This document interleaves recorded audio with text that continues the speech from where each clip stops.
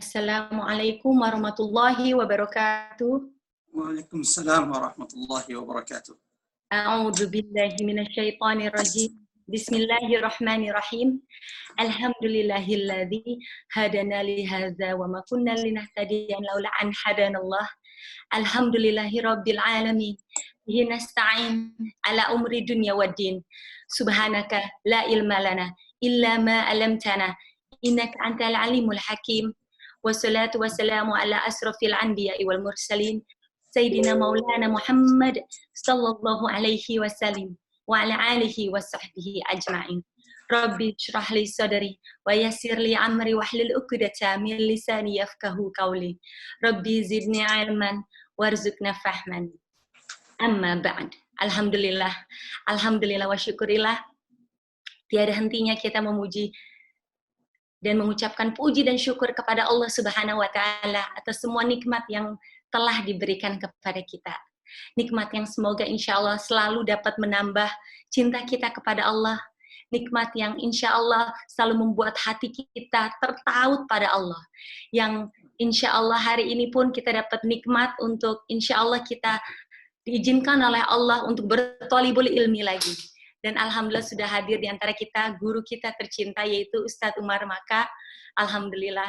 Dan semoga insya Allah ilmu yang kita dapatkan hari ini dapat menjadi ilmu yang bermanfaat dan ilmu yang menambahkan rasa cinta kita kepada para nabi-nabi Allah, insya Allah. Amin, Allahumma amin. Tak lupa sholawat dan salam kita haturkan setinggi-tingginya dan seindah-indahnya kepada kekasih Allah, Rasulullah Sallallahu Alaihi Wasallam, beserta keluarganya, seluruh keturunan ahlul baitnya, para sahabat, para tabi'in, tabi'ut tabi'in, para mursyid guru-guru kita, dan seluruh kaum muslimin dan muslimat yang terus istiqomah untuk berpegang teguh pada agamanya Allah dan berusaha untuk mengikuti Rasulullah Sallallahu Alaihi Wasallam sampai akhir zaman.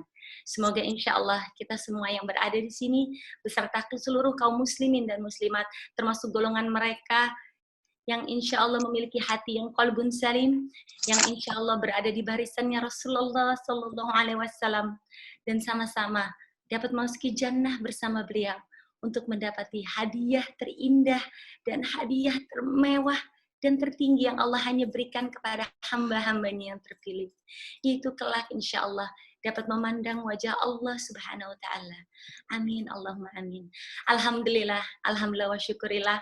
Allah izinkan kita hadir kembali bersama dengan Live Movement. Dan insya Allah hari ini adalah sesi terakhir dari sesi Sirah para Nabi. Dan insya Allah hari ini akan menjadi sesi yang cukup panjang, tapi Masya Allah, semoga insya Allah dengan sirah hari ini dapat menguatkan hati kita, dapat menjadikan hati kita tambah cinta pada sirah. Karena pasti setiap sirah yang ada dalam Al-Quran tidak lain, pasti ada peringatan, ada kebaikan, ada hikmah, ada ibrah untuk kita semua. Alhamdulillah, insya Allah hari ini kita akan melanjutkan sirah Nabi Musa alaihissalam, part yang ketiga sampai jam 12, dan insya Allah akan dilanjutkan lagi sirah Nabi Musa alaihissalam yang terakhir pada jam 4 sampai insya Allah sebelum buka puasa sekitar jam 5.30 insya Allah. Alhamdulillah, langsung kita buka dulu sesi kajian sirah kita pada pagi hari ini dengan kita membaca Ummul Quran yaitu surat Al-Fatihah. Nabi Sallallahu Alaihi Wasallam. Al-Fatihah. A'udzubillahi minasyaitonir rajim. Alhamdulillahirabbil alamin. Arrahmanirrahim. Maliki yaumiddin. Siratal ladzina an'amta 'alaihim ghairil maghdubi 'alaihim. Amin amin ya rabbal alamin. Alhamdulillah. Untuk sedikit kita merangkum ya, Ustadz, seri sirah Nabi Musa alaihissalam yang lalu. Masya Allah ya, Nabi Musa alaihissalam itu termasuk Nabi yang paling banyak disebut dalam Al-Quran. Betul ya Ustadz ya? Sampai 136 kali, Masya Allah, paling banyak. Karena Ustadz sudah sampaikan pada sesi yang sebelumnya bahwa Masya Allah, karena Nabi Musa alaihissalam adalah Nabi yang ujiannya itu hampir sama dengan ujiannya Rasulullah Sallallahu Alaihi Wasallam. Karena itu Nabi Musa alaihissalam kisahnya itu dipenggal-penggal, dipotong-potong dalam Al-Quran karena turun sesuai kebutuhan yang dibutuhkan oleh Rasulullah SAW. Dan kisahnya Nabi Musa alaihissalam adalah kisah yang menjadi penguat iman dan penguat hati Rasulullah SAW yang seharusnya pun menjadi penguat hati kita sebagai umatnya. Alhamdulillah kemarin kita sudah sampai di mana saat Nabi Musa alaihissalam bercakap-cakap dengan Fir'aun di istananya, yang dimana terjadi percakapan itu, di mana Fir'aun terus berusaha untuk mencari cara untuk membunuh Nabi Musa alaihissalam, tapi Nabi Musa alaihissalam terus meneguhkan hatinya sampai beberapa orang penyihir di istananya itu mencoba akhirnya untuk berusaha akhirnya ikut kepada Nabi Musa alaihissalam. Tetapi balik lagi seperti kata Ustadz Umar Maitunita yang sesi kemarin, bahwa di mana ada penguasa yang zalim pasti ada di situ ada tangan kanannya, ada orang-orang penguatnya yang terus mendukung kezalimannya, dan di situ pun ada perangkat-perangkat yang mendukung kezalimannya. Alhamdulillah kita langsung lanjutkan sirah Nabi Musa alaihissalam. Dipersilakan waktu dan tepatnya kepada Ustaz. Ya, jazakillah buat Mbak Nadia dan semua teman-teman di Live Movement yang sudah menjadi fasilitator, sudah menjadi wasilah pertemuan dan kajian kita pada pagi hari ini, melanjutkan kembali silsilatu sirati Nabiyillahi Musa alaihissalam, serial Nabi Musa alaihissalam, yang ini adalah sesi ketiga, part 3 atau part 3 dari kisah Nabi Musa alaihissalam, yang semoga insya Allah ba'da salat asar nanti kita bisa selesai dari kisah Nabi Musa alaihissalam, minimal ketika sampai Nabi Musa dimatikan Allah dan apa yang menjadi permintaan Musa sebelum wafat. Ya, saya tidak akan buka di sini apa permintaan Musa sebelum wafat, agar kemudian kita kembali bertemu di ba'da asar. Dan ini kajiannya untuk sesi 3 ini, setahu saya adalah kajian free yang terbuka untuk siapapun untuk ikut kajian di sesi ketiga ini, kecuali sesi 1 dan sesi 2 yang memang ada pendaftarannya, dan saya kira sudah sama-sama kita ketahui. Bismillahirrahmanirrahim. Assalamualaikum warahmatullahi wabarakatuh. Alhamdulillah. Alhamdulillahilladzi bi ni'matihi tatimmus salihat.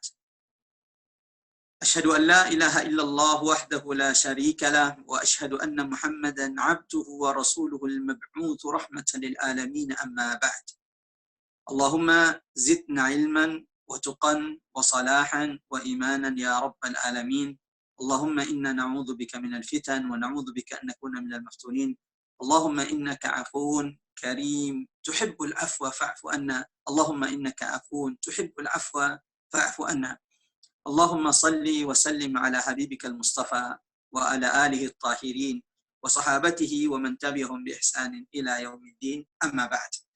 Jemaah dirahmati oleh Allah Subhanahu wa taala, bagi yang belum ikut pada sesi sebelumnya, mudah-mudahan insya Allah tetap bisa menyambung materinya, walau memang tidak akan sama antara yang mengikuti dari awal alur kisah Nabi Musa alaihissalam. Kisah Nabi yang paling sering berulang-ulang yang tadi oleh host kita sudah disampaikan, di antara hikmah kenapa kisah Nabi Musa adalah kisah yang paling sering berulang di dalam Quran. Kenapa kisah Nabi Musa alaihissalam merupakan kisah yang paling lengkap yang Allah kisahkan kepada Nabi Muhammad SAW, sampai kemudian ulama mengatakan kadal Quran an yanzila ala Musa, seakan-akan Quran ini diturunkan Allah kepada Nabi Musa alaihissalam.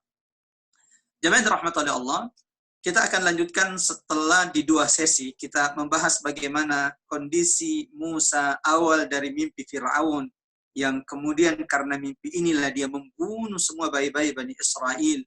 Lalu bagaimana Musa, bayi yang ditakutkan oleh Fir'aun, bayi yang gara-gara satu bayi ini dia membunuh bayi-bayi yang tidak berdosa. Walau Musa juga tidak berdosa, semua bayi-bayi dibunuh gara-gara satu bayi ini.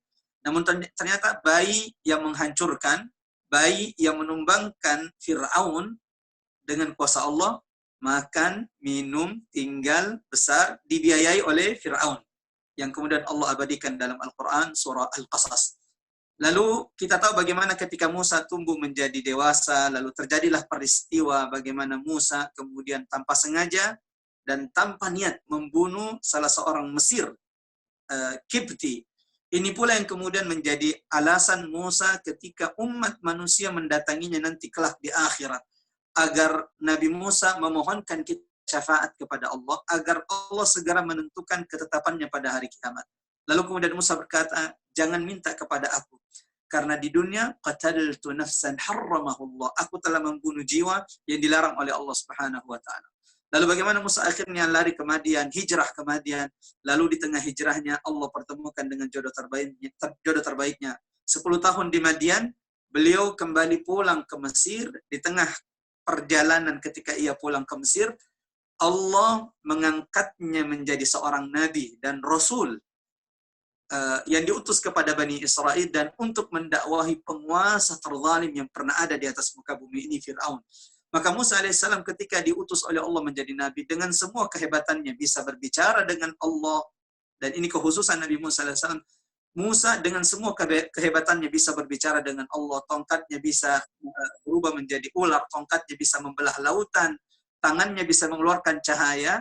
Namun coba perhatikan apa yang diminta oleh Musa. Ada 2 hal yang diminta oleh Musa. Pertama, Musa meminta saudaranya Harun agar menemaninya untuk mendakwahi Fir'aun, mendakwahi Bani Israel. Ini pelajaran penting bagi kita semua. Jangan pernah ujub dalam dakwah. Engkau tidak akan pernah bisa berdakwah sendiri. Kita butuh saudara kita, yashud, yang menguatkan dakwah kita. Maka sehebat, coba lihat bagaimana Musa yang dengan semua kehebatannya masih membutuhkan bantuan saudaranya. Lalu bagaimana dengan kita? Siapa kita? Kita ini jauh dari Musa alaihissalam. Bagaimana mungkin kemudian kita ingin berdakwah sendiri, merasa ujub dengan dakwah kita sendiri, tanpa kemudian saling menguatkan dengan saudara-saudara kita. Yang kedua yang diminta oleh Musa adalah agar dadanya dilapangkan. Rabbi syrah li sadri wa yassir li amri. Kenapa? Hal terpenting dalam dakwah, khususnya ketika engkau sudah berada di kafilah dakwah, khususnya ketika engkau sudah berada di barisan dakwah, engkau harus berlapang dada. Karena jika engkau tidak berlapang dada, engkau tidak akan kuat di tengah dakwah dengan segala ujian, caci makian, dengan semua khilafat yang ada dalam dakwah. Maka di antara bekal penting bagi seorang dai adalah memohon kelapangan dada dari sisi Allah Subhanahu wa taala. Lapang dada jika engkau suatu saat tidak ada yang mendengarkan ceramahmu, tidak ada yang mendengarkan tausiahmu kecuali satu orang, berlapang dadalah. Karena bisa jadi ada malaikat-malaikat yang mendoakan engkau, karena bisa jadi ada jin yang juga mengambil manfaat dari kajian. Lalu kemudian kita tahu bagaimana akhirnya Musa alaihissalam sampai di Mesir. Lalu ketika Musa sampai di Mesir, Allah segera perintahkan Musa bersama saudaranya Harun, idhab anta wa akhuka bi ayati wa la taniya fi dzikri. Wahai Musa, berangkatlah engkau bersama saudaramu Harun, bi ayati, dengan tanda-tanda kekuasaanku yang telah aku berikan kepadamu, wa la taniya fi dzikri. Maka Allah juga mengajarkan kepada Musa bekal dalam menghadapi penguasa zalim, bekal dalam mendakwahi penguasa zalim. Karena tidak susah, tidak mudah mendakwahi penguasa yang zalim. Karena penguasa yang zalim memiliki semua perangkat untuk membungkam dakwah seorang ulama, seorang dai. Mereka punya bala tentara, mereka punya pasukan, mereka punya kekuatan, mereka punya jabatan, sehingga semua fasilitas membungkam dakwah itu mereka miliki. Namun Allah mengajarkan kita lewat kisah Nabi Musa. Siapapun yang ingin berdakwah, Rasulullah mengatakan di antara dakwah terbaik, jihad terbaik adalah kalimatu haq, menyampaikan yang hak ala sultanin jair, di depan penguasa yang zalim. Allah mengajarkan kepada kita dari kisah Musa agar senantiasa menjadikan zikir, wala taniya fi dzikri, jangan lalai dari zikir Allah. Ini bekal penting bagi seorang dai untuk memperbanyak zikirnya kepada Allah Subhanahu wa taala. Khususnya bahwa ketika engkau mendakwahi penguasa yang zalim, yang bisa saja membungkam, memenjarakanmu, bisa saja membunuhmu kapan saja, jangan pernah lalai dari zikir mengingat Allah Subhanahu wa taala. Selevel Musa dengan semua kehebatannya, tongkatnya bisa berubah jadi ular, Musa pun berkata kepada Allah dalam surah Taha, qala rabbana inna nakhafu an yafruta alaina aw an yatgha. Ini Musa alaihissalam mengatakan, ya Rabb, wahai Tuhanku, kami takut takut kalau kemudian mereka akan menyiksa kami atau mereka akan semakin melampaui batas. Di sini Allah menguatkan Musa alaihissalam, qala la takhafa inna ma'akuma asma'u wa ara. Musa, berangkat dan jangan pernah takut. Innani ma'akuma, aku bersama kalian berdua. Aku, kata Allah, bersamamu dan bersama saudaramu Harun. Asma'u wa ara, aku mendengar dan aku melihat apa yang dilakukan Fir'aun kepada kalian. Ya Rabb, ini menjadi peringatan bagi para penguasa yang zalim. Engkau dengan semua kezalimanmu, kata Allah, asma' wa ara, Allah melihat, Allah mendengar semua bisikan-bisikan kecurangan dan kezaliman yang kau lakukan, maka kelak pada hari kiamat tidak ada yang bisa selamat dari sisi Allah Subhanahu wa taala. Lalu kemudian kita tahu bagaimana akhirnya Musa mendatangi istana Fir'aun, lalu meminta izin masuk ke istana Fir'aun, lalu masuklah Musa akhirnya dalam istana Fir'aun dan terjadilah diskusi pertama Musa dengan Fir'aun. Ketika Musa berkata, wa qala Musa ya Fir'aun inni rasulun min rabbil alamin. Wahai Fir'aun, aku adalah utusan Allah, Tuhan alam semesta.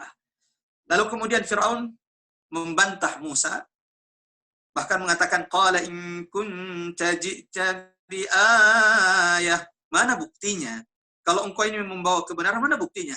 Dan ini ciri-ciri penguasa yang zalim. Ini ciri-ciri orang yang sombong. Ketika disampaikan kepada mereka kebenaran, biasanya perhatikan, mereka akan minta dalil. Namun setelah diperlihatkan buktinya, diperlihatkan dalilnya, mereka juga tetap ngeyel. Karena pada dasarnya mereka menentang kebenaran dengan kesombongan yang mereka miliki. Lalu kemudian Musa memperlihatkan tanda-tanda kekuasaan Allah, dilemparkannya tongkatnya dan berubah menjadi ular yang membuat Fir'aun ketakutan. Lalu kemudian Musa memperlihatkan tangannya, mengeluarkan tangannya dari kerah bajunya, lalu kemudian keluar cahaya putih. Para penyihir Fir'aun segera kemudian berkata kepada Fir'aun, qala al-mala'u min qaumi Fir'aun inna hadza lasahirun alim. Sebagaimana kemudian ketika Nabi Muhammad SAW, coba perhatikan, penggalan-penggalan kisah ini menjadi penguat Nabi Muhammad SAW. Jika kisah Nabi Musa menjadi penguat Nabi Muhammad, kita ini jauh lebih penting menjadikan kisah Musa sebagai penguat. Rasulullah SAW itu sudah dijaga oleh Allah. Semenjak beliau lahir, itu sudah dijaga oleh Allah. Ma wadda'aka rabbuka wa ma qala. Sekali-kali, wahai Muhammad, Tuhanmu tidak akan pernah meninggalkanmu. Sehingga Rasulullah tidak akan pernah bisa dimudaratkan kecuali beberapa luka-luka ringan yang dialami oleh Rasulullah SAW. Kenapa? Karena Rasulullah dijaga oleh Allah Subhanahu Wa Taala, dijaga oleh malaikat Allah Subhanahu Wa Taala. Kita terakhir sampai di kisah ini, diskusi Musa alaihissalam, dan jangan lupa bahwa kisah Musa alaihissalam ini, yang membuat kisah Musa ini semakin menarik adalah Allah tidak hanya mengkisahkan kisah Musa dari awal sampai terakhir.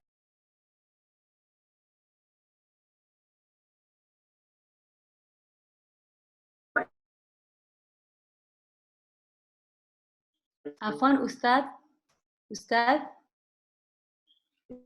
Afwan sepertinya sinyalnya. Afwan Ustadz. Afwan, tadi sinyalnya agak terpotong. Mungkin bisa diulang sedikit. Mohon maaf tadi ada sedikit gangguan jaringan. Kita lanjutkan jamaah yang dirahmati oleh Allah Subhanahu Wa Taala. Tadi kita sudah sampai pada diskusi Musa dengan Fir'aun, dan tadi saya katakan bahwa di antara yang membuat kisah Musa ini menarik untuk diikuti, menarik untuk ditadaburi adalah Allah tidak hanya mengkisahkan Musa dari awal sampai terakhir, tetapi di tengah-tengah kisah Musa alaihissalam Allah munculkan tokoh-tokoh lain. Dan tokoh-tokoh lain ini bukan cuma sekedar pemeran pembantu seperti yang ada di drama-drama yang banyak membuat anak-anak kita, yang banyak membuat remaja-remaja kita meleleh. Inna lillahi wa inna ilaihi rajiun. Semoga mereka didekatkan dengan Quran, semoga mereka didekatkan dengan Rasulullah, mengenal ummahatil mukminin, istri-istri Rasulullah sallallahu alaihi wasallam yang mulia, yang Allah telah sucikan dan bersihkan mereka dari segala dosa-dosa. Ada tokoh-tokoh yang dimunculkan oleh Allah, yang tokoh-tokoh ini menjadi pelajaran, bahkan kemudian menjadi qudwah, teladan bagi kita. Ada Asia binti Muzahim dalam kisah Musa alaihissalam. Dan wanita ini di antara wanita yang memiliki peran penting terhadap Musa. Kalau bukan karena Allah, kemudian perannya Asia, maka Musa tidak akan pernah menjadi nabi dan rasul. Nah, ini menjadi pelajaran bagi kita bahwa seberapa besar peranmu dalam membantu dakwah, melanjutkan dakwah para nabi, disitulah kemuliaan. Ketika engkau menjadi orang-orang yang dipilih oleh Allah untuk melanjutkan dakwah para nabi, melanjutkan risalah para nabi, mendakwakan Quran, mendakwakan sunnah-sunnah Rasulullah Sallallahu Alaihi Wasallam. Kita lanjut jemaah rahmatullahi oleh Allah. Kisah Musa alaihissalam mengajarkan kepada kita, dan ini menjadi pelipur lara bagi kita, ini menjadi penyejuk, bahwa tidak ada penguasa zalim kecuali akan melakukan tahapan-tahapan yang dilakukan Fir'aun. Ketika datang kepadanya Musa mendakwakan kebenaran, ketika datang kepadanya Musa menyampaikan agar dia tidak melampaui batas, agar tidak melakukan kezaliman, tidak menyiksa Bani Israel, tidak membunuh anak-anak Bani Israel, Allah menceritakan kepada kita apa saja yang dilakukan si Fir'aun, si penguasa zalim itu, untuk membungkam dakwah Musa alaihissalam, yang tidak ada penguasa zalim kecuali akan mengikuti tahapan-tahapan ini. Ya Rabb, itu kalau kita habis tadabbur, lalu kemudian ketika kita melihat ada kepemimpinan yang zalim, contoh di sebuah tempat, maka engkau akan melihat apa yang ada di kisah Fir'aun itu juga mereka lakukan. Tahapan-tahapan mereka melakukan kezaliman, bahwa penguasa yang zalim itu, di antara yang membuat penguasa itu semakin zalim adalah dengan adanya perangkat-perangkat kezaliman yang ada di sekelilingnya. Yang ini sudah kita sebutkan di awal, di sesi kedua, bahwa Fir'aun itu bisa semakin zalim. Di antara sebabnya yang Allah abadikan dalam Al-Quran adalah wa fir'auna dzil autad, banyaknya pendukung, banyaknya tentara, banyaknya pasukan Fir'aun. Banyaknya pasukan yang dimiliki Fir'aun yang dengan mudah diperintahkan untuk melakukan apa yang diinginkannya, ini yang semakin membuat Fir'aun itu zalim. Belum lagi ditambah dengan adanya menteri-menteri yang pengkhianat, menteri-menteri yang buruk di sekitarnya, yang menjadi penghalang Fir'aun dari hidayah. Ingat, kita sudah sampaikan dalam beberapa buku tafsir disebutkan, Fir'aun itu sudah hampir beriman. Karena walau bagaimanapun, Fir'aun itu dekat dengan Musa, Musa pernah tinggal di rumahnya. Tapi yang menjadi penghalang Fir'aun itu beriman adalah Haman, si menteri serba bisa, yang berkata kepadanya, Fir'aun, apakah setelah engkau menjadi Tuhan, engkau menjadi hamba? Apa setelah engkau menjadi raja, engkau ingin menjadi rakyat biasa? Lalu dialah yang kemudian mengecat janggutnya Fir'aun, mencitrakan Fir'aun itu seakan-akan masih muda, padahal dia adalah orang yang sudah lemah dan sebentar lagi dibinasakan oleh Allah Subhanahu wa Ta'ala. Wanita yang hamil, jika sudah sampai di puncak sakit kontraksinya, maka sebentar lagi dia tersenyum, lahir bayi yang ditunggu. Malam, jika semakin gulita, itu menunjukkan fajar akan menyingsing, kezaliman. Jika sudah sampai di puncaknya, itu akan menunjukkan, itu berarti bahwa sebentar lagi kezaliman itu akan ditumbangkan Allah Subhanahu wa Ta'ala. Apa yang dilakukan penguasa zalim kepada para nabi,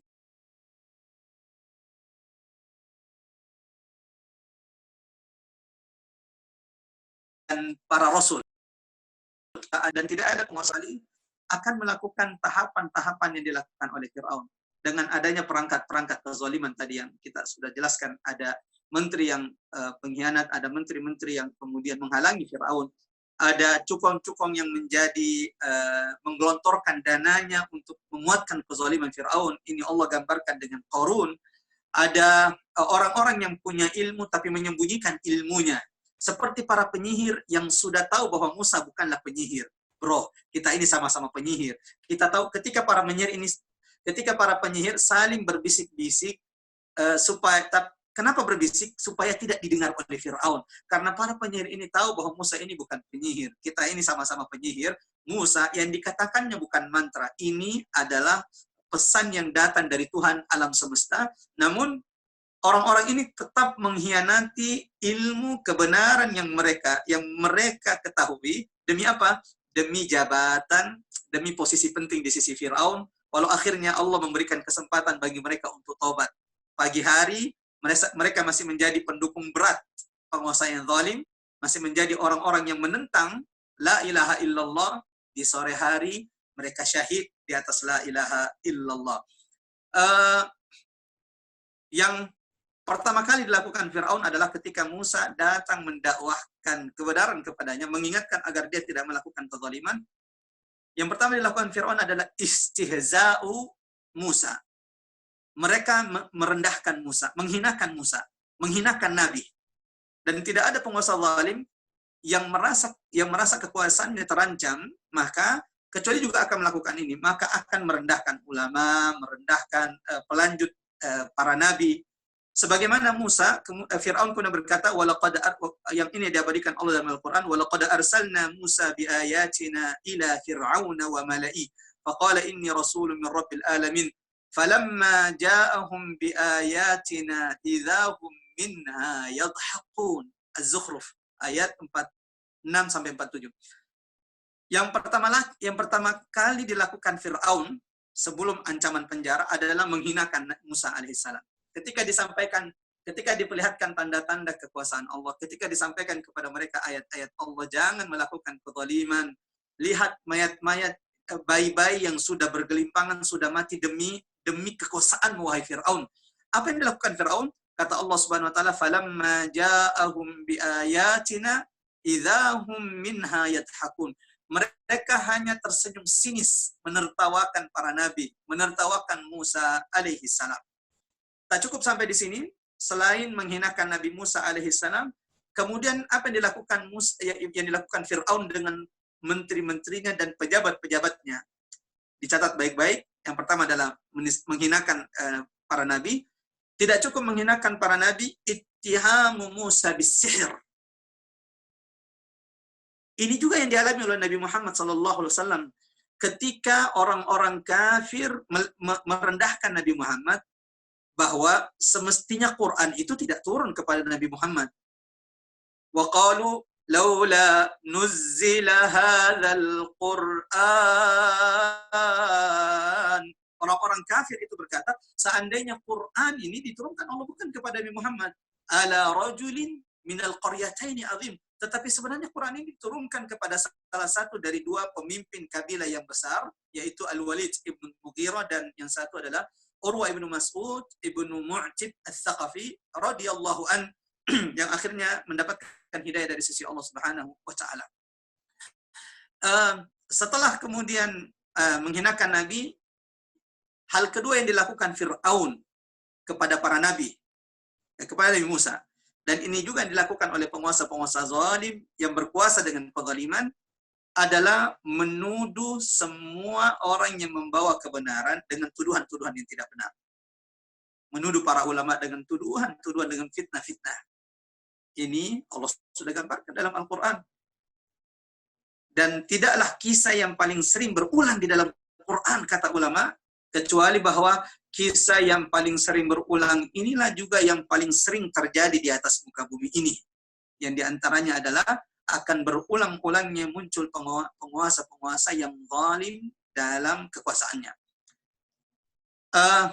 Tak cukup menghinakan Nabi Musa, hal kedua yang dilakukan Fir'aun kepada Musa adalah memfitnah Nabi Musa alaihissalam.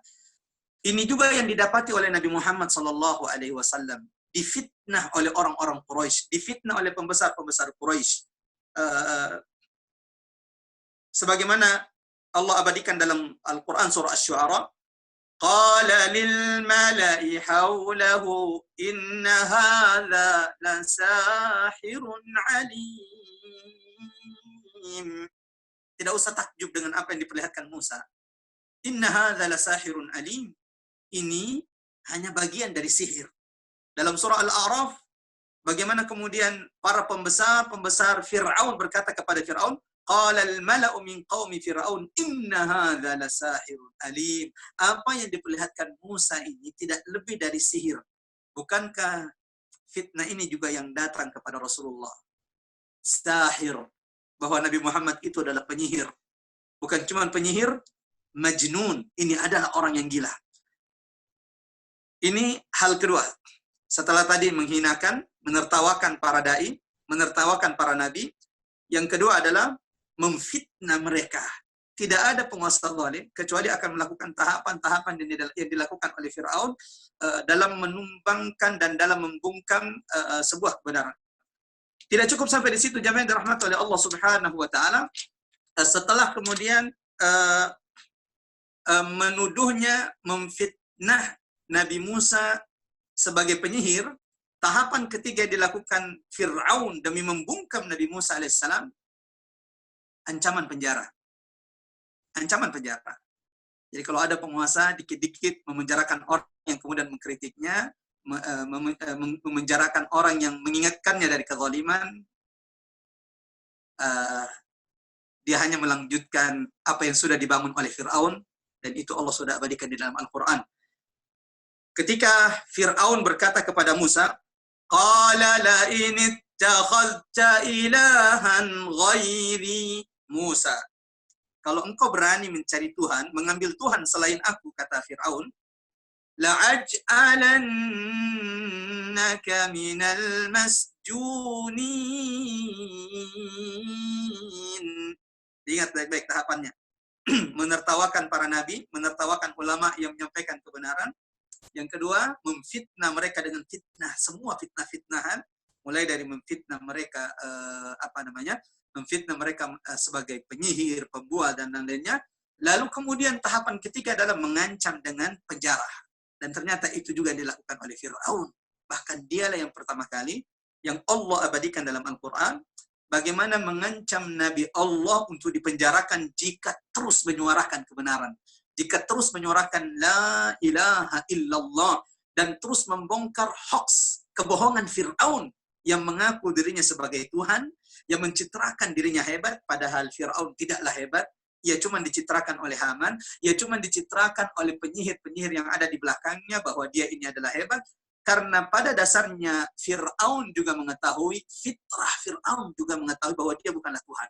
Dan ini kita akan tahu bagaimana kemudian nanti insya Allah di sesi berikutnya, bagaimana Fir'aun fitrahnya menunjukkan bahwa dia juga manusia biasa, dia bukanlah seorang Tuhan. Fir'aun mengancam Musa penjara. Qala la in ittakhadta ilahan ghairi. Musa, kalau engkau berani mencari Tuhan selain saya, la aj'alannaka minal masjunin, maka aku akan memenjarakanmu wahai Musa. Ya Rabb. Jadi ternyata ancaman penjara kepada para dai, para ulama ini sudah ada teladannya pada Fir'aun, sehingga tidaklah seorang penguasa yang zalim muncul di atas muka bumi ini kecuali mereka yuhsyar ma'a fir'auni finnar. Fir'auna finnar. Kelak akan dikumpulkan dengan big boss mereka, yaitu Fir'aun, di neraka terendah Allah Subhanahu wa taala. Sudah tiga kita lakukan bagaimana penguasa-penguasa zalim, cara tahapan-tahapan mereka dalam membungkam kebenaran, mulai dari melecehkan, menertawakan, menghina, memfitnah, kemudian ancaman penjara. Bukan hanya sebelum saya lanjut jemaah rahmatullah, ada yang saya lupa. Musa alaihissalam tidak hanya difitnah sebagai seorang penyihir, tapi Musa alaihissalam juga difitnah sebagai penzina, laki-laki yang sudah berzina, yang otak dibalik fitnah, tuduhan keji. Ya Rabb, ya Rabb. Berani betul mereka memfitnah Nabi berzina. Ya Allah. Orang yang zalim itu akan kehilangan akal sehatnya karena takut jika kemudian kekuasaannya, jika kemudian ia tidak lagi memiliki kekuasaan, maka dia akan menghalalkan segala cara. Sampai memfitnah Musa, seorang nabi, seorang rasul, ya Rabb, melakukan perbuatan yang jangankan nabi, orang soleh saja tidak akan mungkin melakukan itu, yaitu berzina. Yang kemudian di buku-buku tafsir kita tahu bagaimana siapa otak di balik tuduhan kepada Musa telah melakukan zina. Yang ternyata kalau diperhatikan ada dua kekuatan di sini yang memfitnah Musa melakukan kezaliman, melakukan perbuatan zina. Ini adalah kolaborasi antara cukong Qarun dengan si penguasa zalim. Inilah dua otak di balik tuduhan Musa melakukan zina. Untuk apa Musa dituduh berzina? Apa untungnya mereka? Karena ini untuk black campaign, untuk merusak sum'ah, untuk merusak citra para nabi. Karena jika citra nabi sudah dirusak, jika citra ulama sudah dirusak, siapa yang akan mengikuti mereka? Ada perkataan ulama, wallahu alam siapa yang kemudian pertama kali menukil perkataan ini atau mengatakan perkataan ini, tapi saya termasuk yang sering menukil perkataan ini.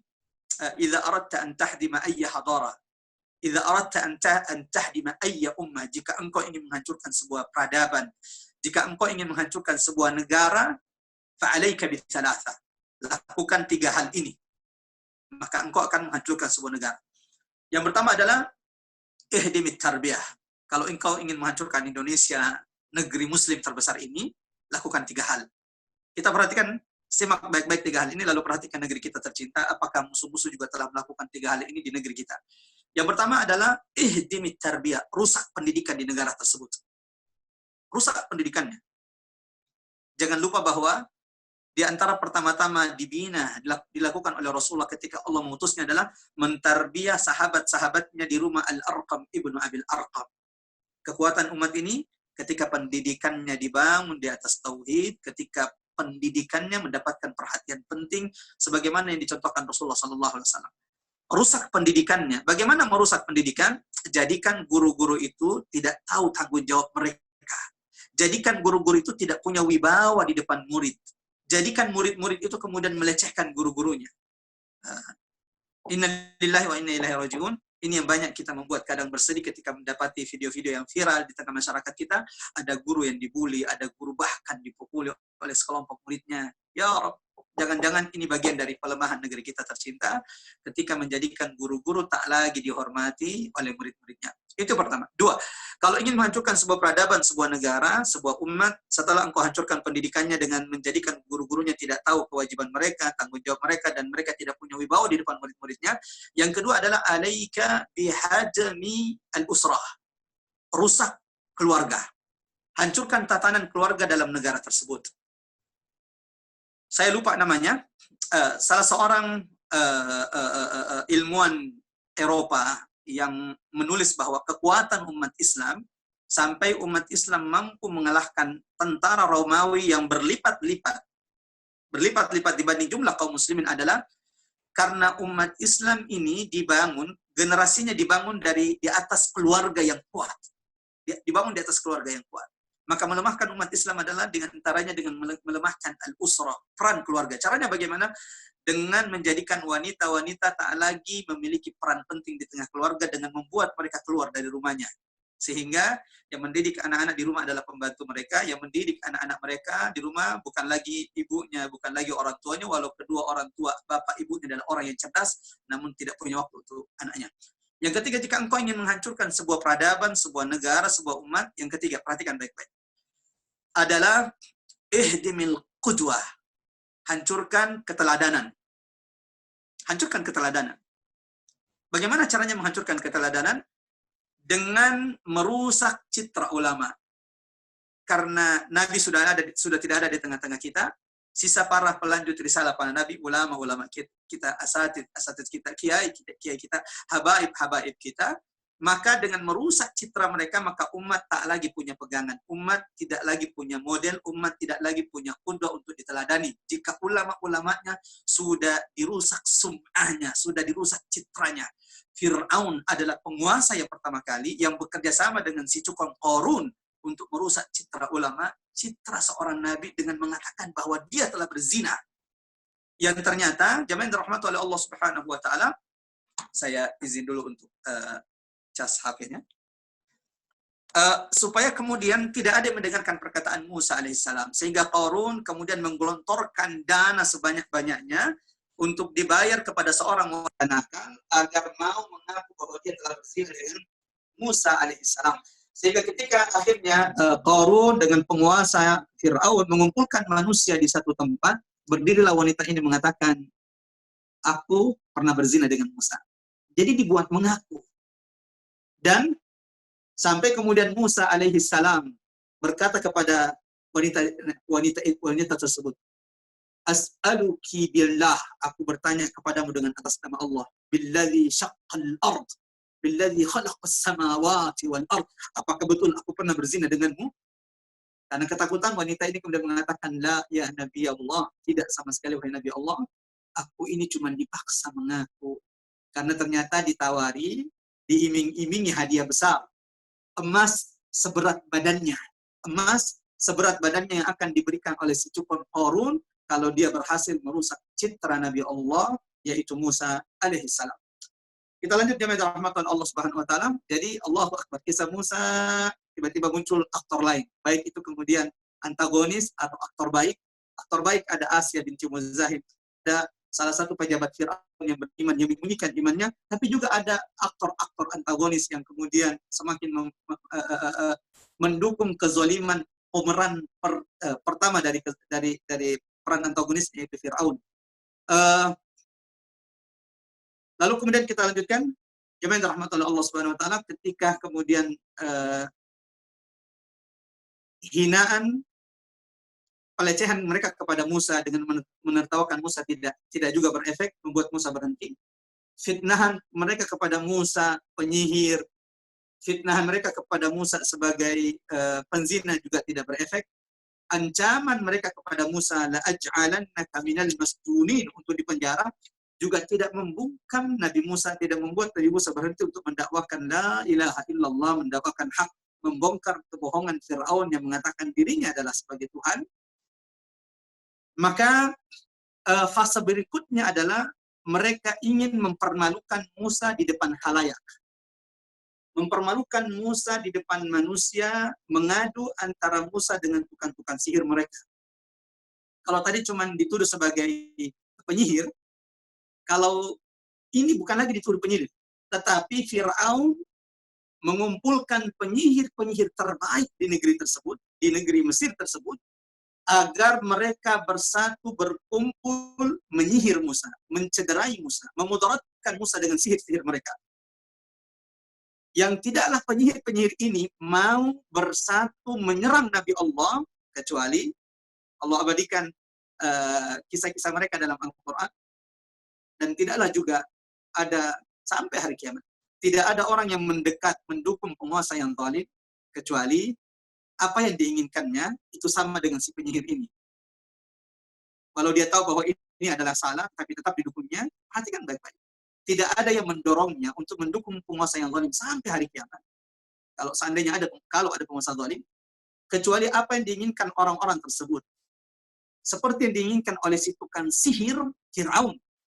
Mudah-mudahan siapapun yang melakukan itu segera bertobat, karena Allah menutup kisah para penyihir ini dengan taubat. Pagi hari mendukung penguasa yang zalim, sore hari dibunuh oleh penguasa zalim karena membelok dari dukungan mereka, dan akhirnya mati syahid di atas la ilaha illallah amanna bi rabbi Musa wa Harun. Disepakatilah kemudian untuk mengumpulkan semua penduduk Mesir, mengumpulkan sebanyak-banyaknya orang-orang di Mesir, dan menyiapkan penyihir-penyihir terbaik. Ingat di pertemuan kita di sesi kedua bahwa tidak ada nabi dan rasul yang diutus oleh Allah kecuali Allah Subhanahu wa taala akan membekali mereka dengan mukjizat. Mukjizat ini menjadi pemuat para nabi dalam berdakwah, dalam menyeru kepada Allah Subhanahu wa taala. Wa ma arsalna min rasulin illa nuhiya ilaihi annahu la ilaha illallah. Dan tidak ada nabi dan rasul yang diutus oleh Allah kecuali mendakwakan tauhid, mendakwakan la ilaha illallah. Lalu kita juga sudah jelaskan bahwa mukjizat itu ada dua. Ada mukjizat yang diberikan Allah tanpa diminta, ada mukjizat yang diminta para nabi. Yang itu kata ulama berbeda. Jika mukjizat yang diberikan Allah kepada Nabi tanpa diminta, kalau itu didustakan, maka tidak akan turun ancaman, tidak akan turun azab Allah. Seperti tongkat Nabi Musa ketika didustakan oleh Firaun, maka kemudian tidak turun azab Allah. Seperti Quranul Karim ketika didustakan oleh orang-orang Quraisy, Allah tidak mengazab mereka langsung. Tetapi jika yang didustakan adalah mukjizat yang diminta, artinya bahwa kaum itu yang meminta Nabi Allah untuk menurunkan mukjizat. Ketika itu didustakan, maka kata ulama, pendustaan mereka terhadap mukjizat tersebut akan menjadi sebab azab Allah. Seperti kisah Nabi Saleh alaihissalam, yang ketika kaumnya meminta agar Allah mengeluarkan onta besar dari gunung, lalu kemudian diminta oleh Saleh alaihissalam. Karena Nabi Saleh ingin mudah-mudahan dengan mukjizat tersebut, kaumnya beriman kepada Allah. Walau akhirnya malah 99 orang perusak di negeri, didengar ini 9 perusak ya, 9 pas-pas 9, jangan stop cocok lagi. Ini kita mentadaburi saja. 9 orang perusak di negeri Saleh yang akhirnya sepakat untuk membunuh onta Nabi Saleh sampai Allah menurunkan azab. Nah, kita lanjut dengan rahmatullah kembali ke fase berikut dari Nabi Musa alaihissalam ketika Fir'aun ingin mempermalukan Musa di depan khalayak setelah ancaman penjara tidak cukup, hinaan mereka kepada Musa tidak cukup, fitnahan mereka kepada Musa sebagai penyihir, sebagai orang yang telah berzina tidak cukup, maka mereka ingin mengumpulkan penyihir-penyihir terbaik untuk menyerang Musa dengan sihirnya. Maka memang hampir tidak, ya biasanya penguasa-penguasa zalim juga banyak mengumpulkan dukun-dukun itu, banyak mengumpulkan penyihir untuk memuatkan apa yang mereka inginkan. Sebagaimana Fir'aun yang dikelilingi oleh para penyihir, dan kita juga sudah sebutkan di pertemuan sebelumnya, bahwa mukjizat para nabi itu sesuai dengan kondisi zamannya. Wallahu a'lam bishawab. Allah sebutkan Allah abadikan kisahnya di beberapa surah dalam Al-Quran, dan diantaranya adalah dalam surah Al-A'raf. وَجَاءَ السَّحَرَةُ فِرْعَوْنَ. Datanglah para penyihir itu kepada Fir'aun yang mendukung membela Fir'aun mati-matian di awal. Kalau akhirnya Masya Allah mereka bertobat. Tahukah kita bahwa dukungan para penyihir ini kepada Fir'aun bukan balas itu bahasa Arab, tidak gratis. Mereka itu mati-matian mendukung karena ada nasi bungkus di sana, nasi bungkus terlalu hina. Ada sesuatu yang mereka inginkan di sana. Apa itu? Perhatikan kata Allah. Qalu inna lana la'ajran in kunna nahnul ghalibin. Fir'aun, apakah kami punya bayaran besar kalau kami bisa mengalahkan Musa? Jadi memang ada yang diinginkan, fulus.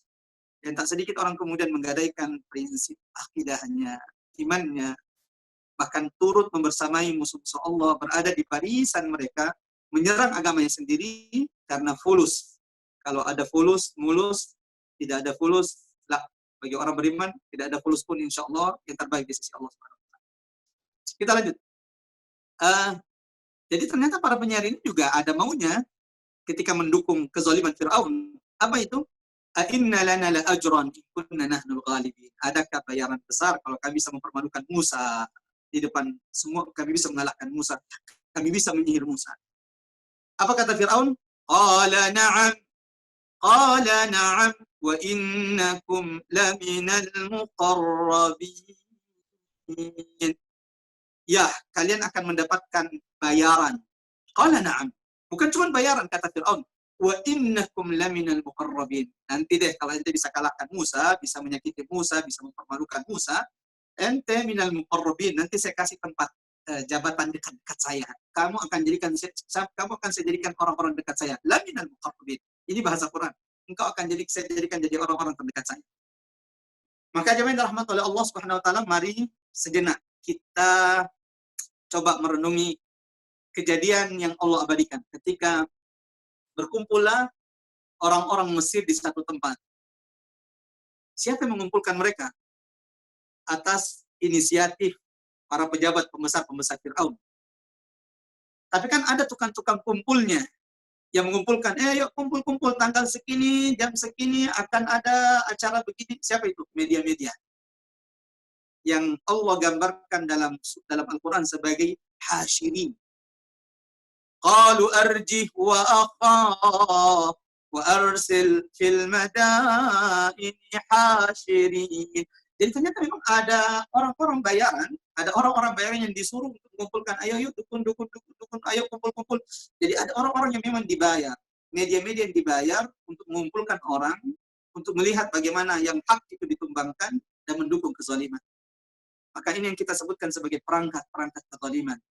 Menteri-menteri yang buruk di sisi penguasa yang zalim, cukong-cukong seperti Qarun, lalu kemudian orang-orang yang punya ilmu tapi mendustakan ilmunya seperti para penyihir, lalu kemudian yang keempat adalah media-media yang memang tugasnya mengumpulkan orang untuk melihat apa yang dilakukan oleh si penguasa. Seperti yang mengumpulkan orang-orang di Mesir untuk melihat bagaimana Musa dipermalukan, bagaimana Musa dikalahkan oleh penyihir-penyihir Fir'aun. Wa makaru wa makarullah wallahu khairul makirin. La tahsabanna Allah ghafilan. Jangan engkau mengira Allah itu lalai dari orang-orang yang zalim. Bukankah Allah mengatakan kepada Musa, jangan takut. Inni ma'akum, aku bersama kalian. Asma' wa ara. Aku mendengar apa yang mereka lakukan, apa yang mereka katakan, dan aku melihat semua apa yang mereka lakukan. Ini yang kemudian menjadi penguat Musa alaihissalam ketika kemudian Allah katakan kepadanya, aku bersama Musa. Katakan ke Fir'aun. Siapa Fir'aun? Allah yang maha besar, Allah yang maha kuat, bahkan bagaimana tipu daya Allah yang begitu indah. Orang yang menghancurkan Fir'aun adalah anak Bani Israel yang tinggal, besar, makan, minum, tidur di rumahnya. Bahkan dia yang membiayai anak tersebut yang akan menghancurkannya. Dia membesarkan anak itu, malah itu yang menghancurkannya. Dia yang kemudian membayar ibu dari anak ini karena menyusui anaknya sendiri. Ya Rabb, innallaha latifun liman yasha. Allah jika sudah menginginkan jalan keluar bagi hambanya, ada cara-cara terbaik di sisi Allah Subhanahu wa Ta'ala. Nah, kita lanjutkan jemaah yang dirahmati oleh Allah Subhanahu wa Ta'ala. Sudah berkumpul semua penduduk, sudah berkumpul orang-orang Mesir di satu tempat. Telah datang si penyihir, para penyihir. Wallahu a'lam berapa jumlahnya. Tapi disebutkan di sini bahwa jumlah mereka banyak. Wajah as-sahara. Datanglah para penyihir itu kepada Fir'aun. Lalu setelah deal-dealan dengan Fir'aun, Big Boss, kalau kami menang, ada gaji gede nggak? Ya, tenang. Wa innakum laminal muqarrabin, kata Fir'aun. Bukan cuma gaji gede. Nanti kamu menjadi orang-orang terdekat saya. Nanti ada jabatan-jabatan penting dekat saya nanti yang saya kasih sama kamu. Maka kemudian para penyihir ini ketika sudah face to face dengan Musa, lalu kemudian Musa berkata kepada mereka, la taftari 'ala Allah kadziba. Wahai para penyihir, jangan berdusta di hadapan Allah bahwa yang kalian yang kalian lakukan ini adalah sebuah kesalahan. Ketika diskusi antara para penyihir dengan Musa, di sini sebagian penyihir itu tahu bahwa Musa bukanlah penyihir. Sesama penyihir pasti tahu dong gaya penyihir, mantra-mantra yang dibaca oleh para penyihir. Maka mereka saling berbisik satu sama lain, lalu mengatakan, saling berbisik. Kenapa berbisik? Karena mereka takut kalau Fir'aun mendengarkan kebenaran ini. Nah, itu tadi bahwa ada orang-orang yang sebenarnya tahu yang benar, dan dia berada di sisi para penguasa, namun tidak ingin memperdengarkan kebenaran itu. Maka di antara sosok penting yang Allah kisahkan kepada kita di kisah Musa alaihissalam adalah sosok orang dekatnya Fir'aun. Sebagian mengatakan pejabat, ini orang penting di sisi Fir'aun, yang tidak diam ketika Fir'aun ingin membunuh Musa. Ia segera menasihati Fir'aun dan takut kalau Allah akan menurunkan azab jika mereka betul-betul membunuh Musa, Nabi Allah diutus oleh Allah Subhanahu wa Ta'ala. Nah, kita kembali bagaimana kemudian para penyihir ini berkata kepada Musa, qalu ya Musa, wahai Musa, kata para penyihir, imma an tulqi, apakah kamu dulu yang memperlihatkan sihirmu? Wa imma an nakuna nahnul mulqin, atau kami dulu yang memperlihatkan sihir kami. Musa alaihissalam berkata, qala alqu, kata Musa, silakan kalian dulu yang memperlihatkan, kalian dulu yang melemparkan sihir-sihir kalian. Falamma alqaw saharu a'yunan nasi wastarhabuhum waja'u bisihrin azim. Ketika akhirnya para penyihir ini yang memulai memperlihatkan sihir-sihir mereka, di ayat-ayat lain, di surah-surah lain dan ayat-ayat lain disebutkan, فَإِذَا حِبَالُهُمْ تُخَيَّلُ إِلَيْهِمْ أَنَّهَا تَسْعَى, bagaimana tali-tali yang mereka lemparkan dihayalkan di hadapan, di mata-mata mereka semua, seakan-akan ular besar yang kemudian hidup dan bergerak. Dan ini bukan penyihir-penyihir kaleng-kaleng. Ini bukan penyihir kaleng-kaleng, ini penyihir terbaik di Mesir. Bahkan Allah sendiri mengatakan waja'u bisihrin azim. Mereka mendatangkan sihir yang dahsyat, yang besar. Sampai Musa sempat takut. Musa itu ketika melihat dahsyatnya sihir mereka, itu sempat takut. Maka kemudian Allah di surah Al mengatakan, Musa la takhaf. Jangan takut wahai Musa. Allah katakan kepada Musa, wa auhayna ila Musa an alqi 'asak. Musa, jangan takut. Lemparkan tongkat wahai Musa. Fa idza hiya talqafu ma yafikun. Disinilah kejadian penting bagi para penyihir.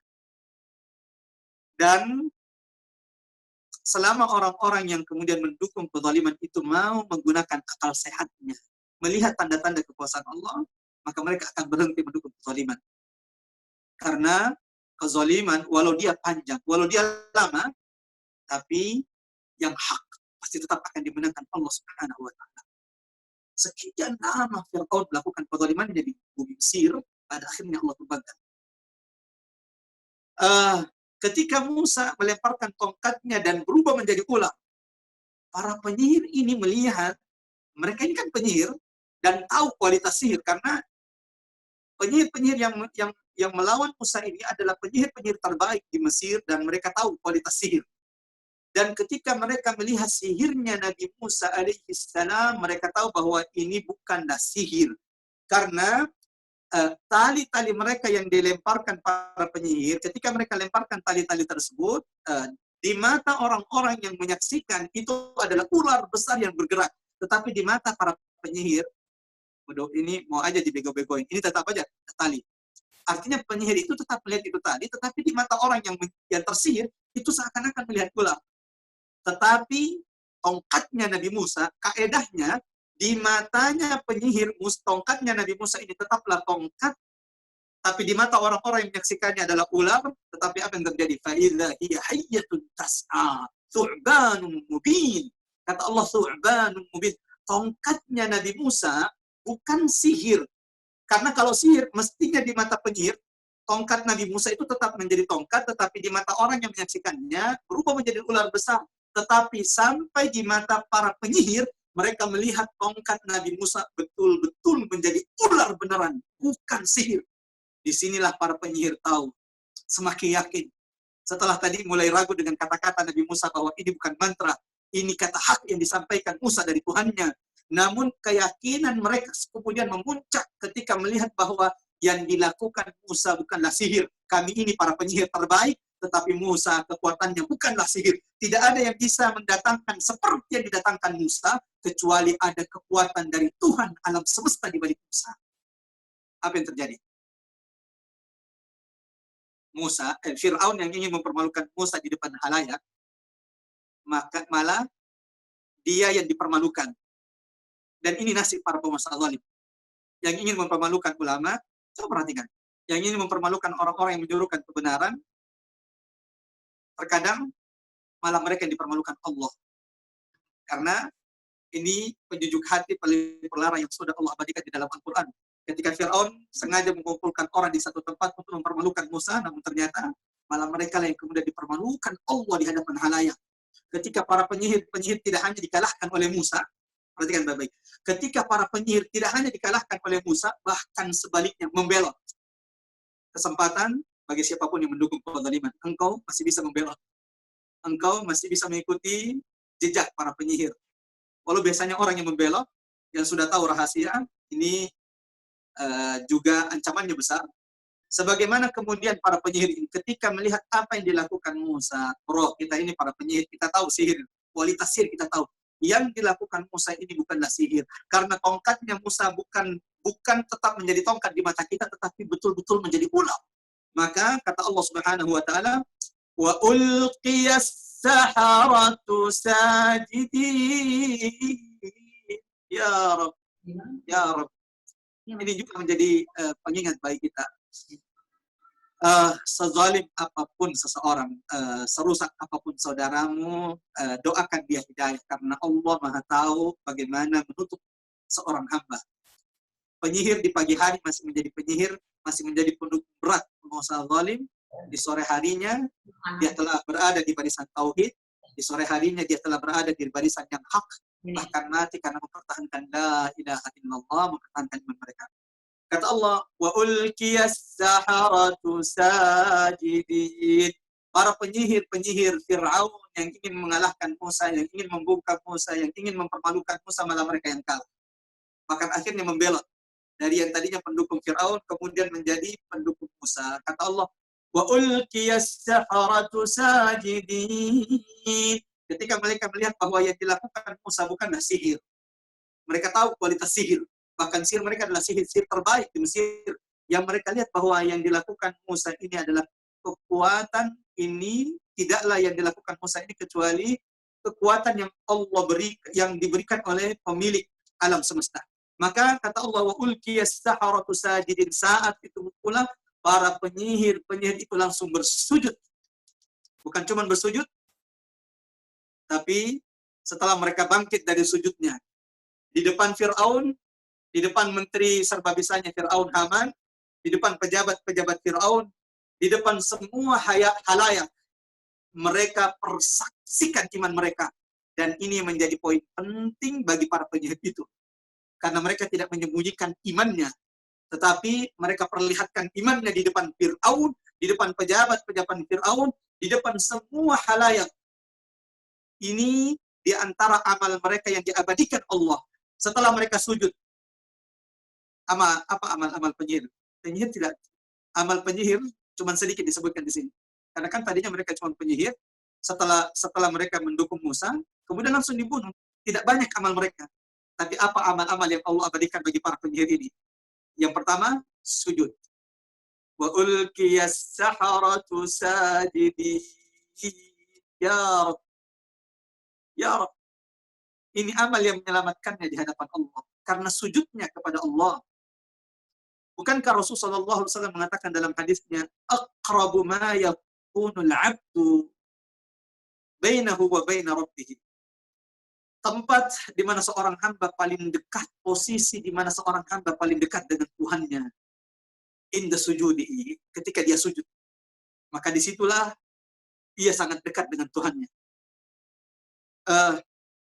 Datang seorang sahabat kepada Rasulullah, Rabi'ah ibn Ka'ab al-Aslami, yang menyiapkan, berkhidmat buat Rasulullah, menyiapkan keperluan Rasulullah, menyiapkan air wudhu Rasulullah, menginap di rumah Rasulullah. Lalu Rasulullah berkata kepadanya, Sal, wahai sahabatku, minta kepadaku. Aku akan memberikan apa yang kau minta. Apa yang diminta oleh sahabat ini? Beliau berkata, ya Rasulullah, as'aluka murafaqataka fil jannah. Aku cuma minta agar kelak aku bisa bersamai surgamu di akhirat. Ya Rabb.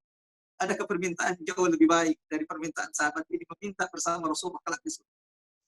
Rasulullah ketika dimintai oleh sahabatnya mendoakan agar sahabatnya Rabi'ah bin Ka'ab al-Aslami bersamanya di surga, kata Rasulullah, aw ghaira dzalik. Wahai sahabatku, adakah yang kau minta selain engkau ingin bersamaku nanti di surga? Kata Rabi'ah bin Ka'ab al-Aslami,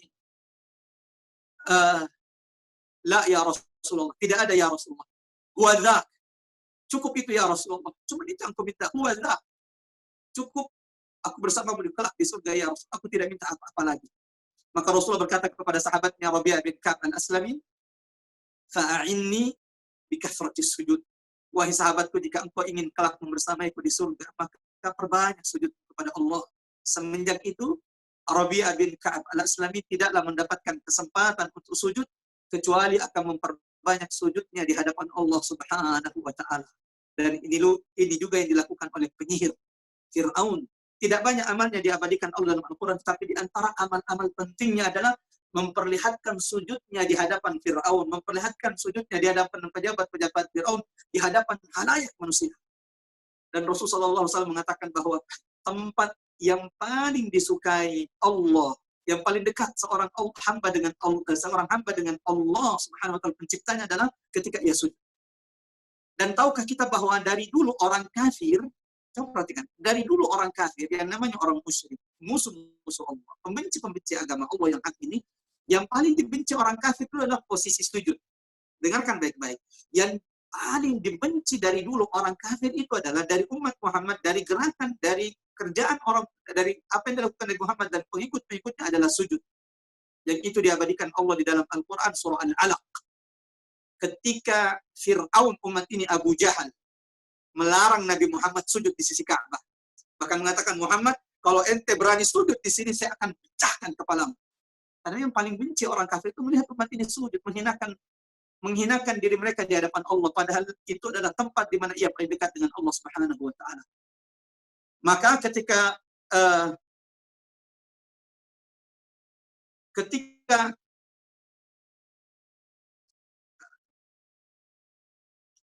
ya, mohon waktu sebentar. Bismillah.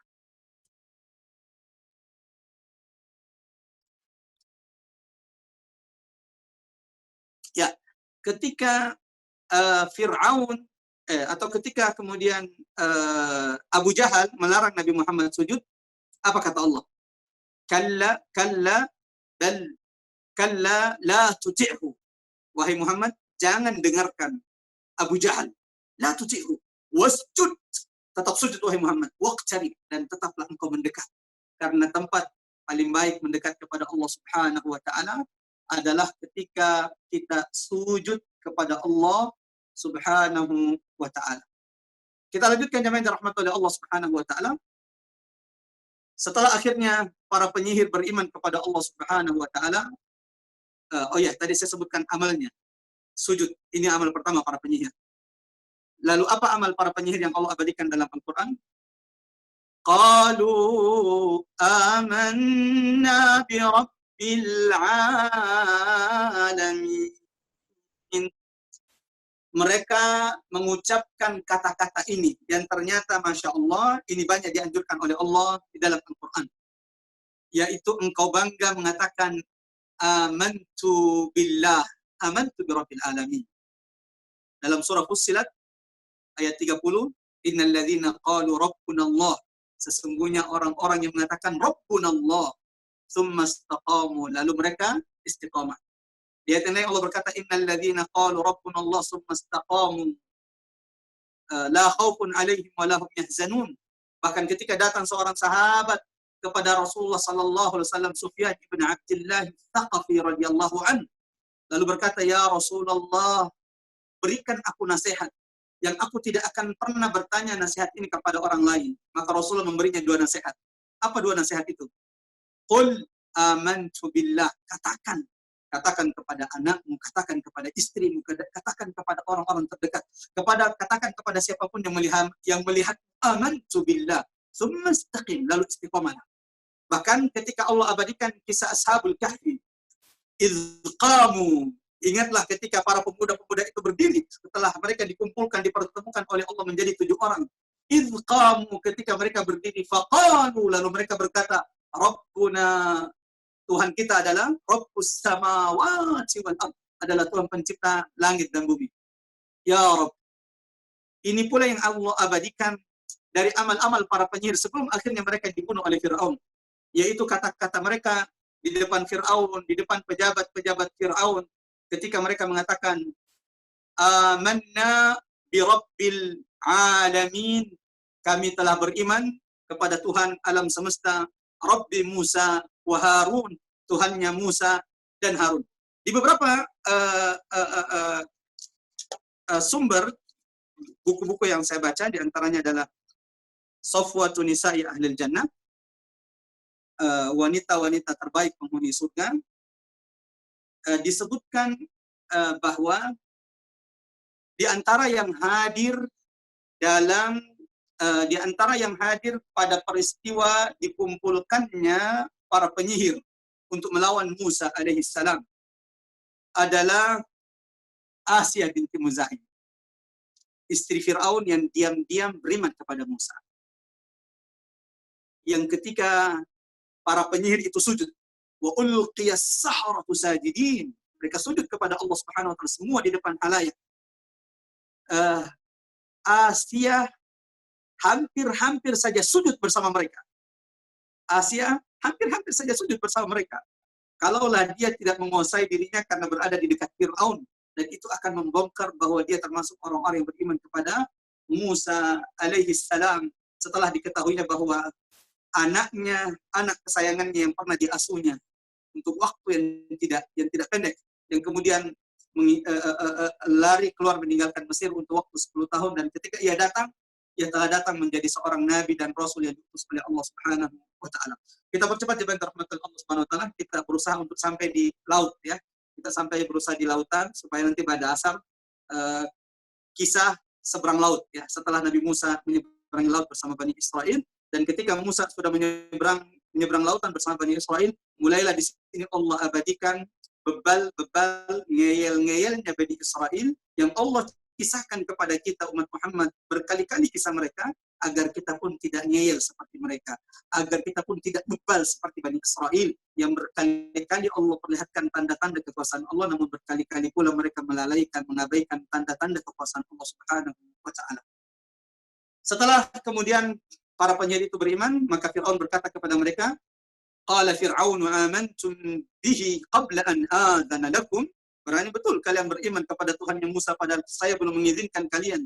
Inna hadza lamakrun makartumuhu fil Madinah. Ini adalah makar-makar kalian. Ancaman Fir'aun. La uqatti'anna aydiyakum. Wahai para penyihir, kalau kalian tetap beriman kepada Tuhan yang Musa, maka saya akan potong tangan-tangan kalian.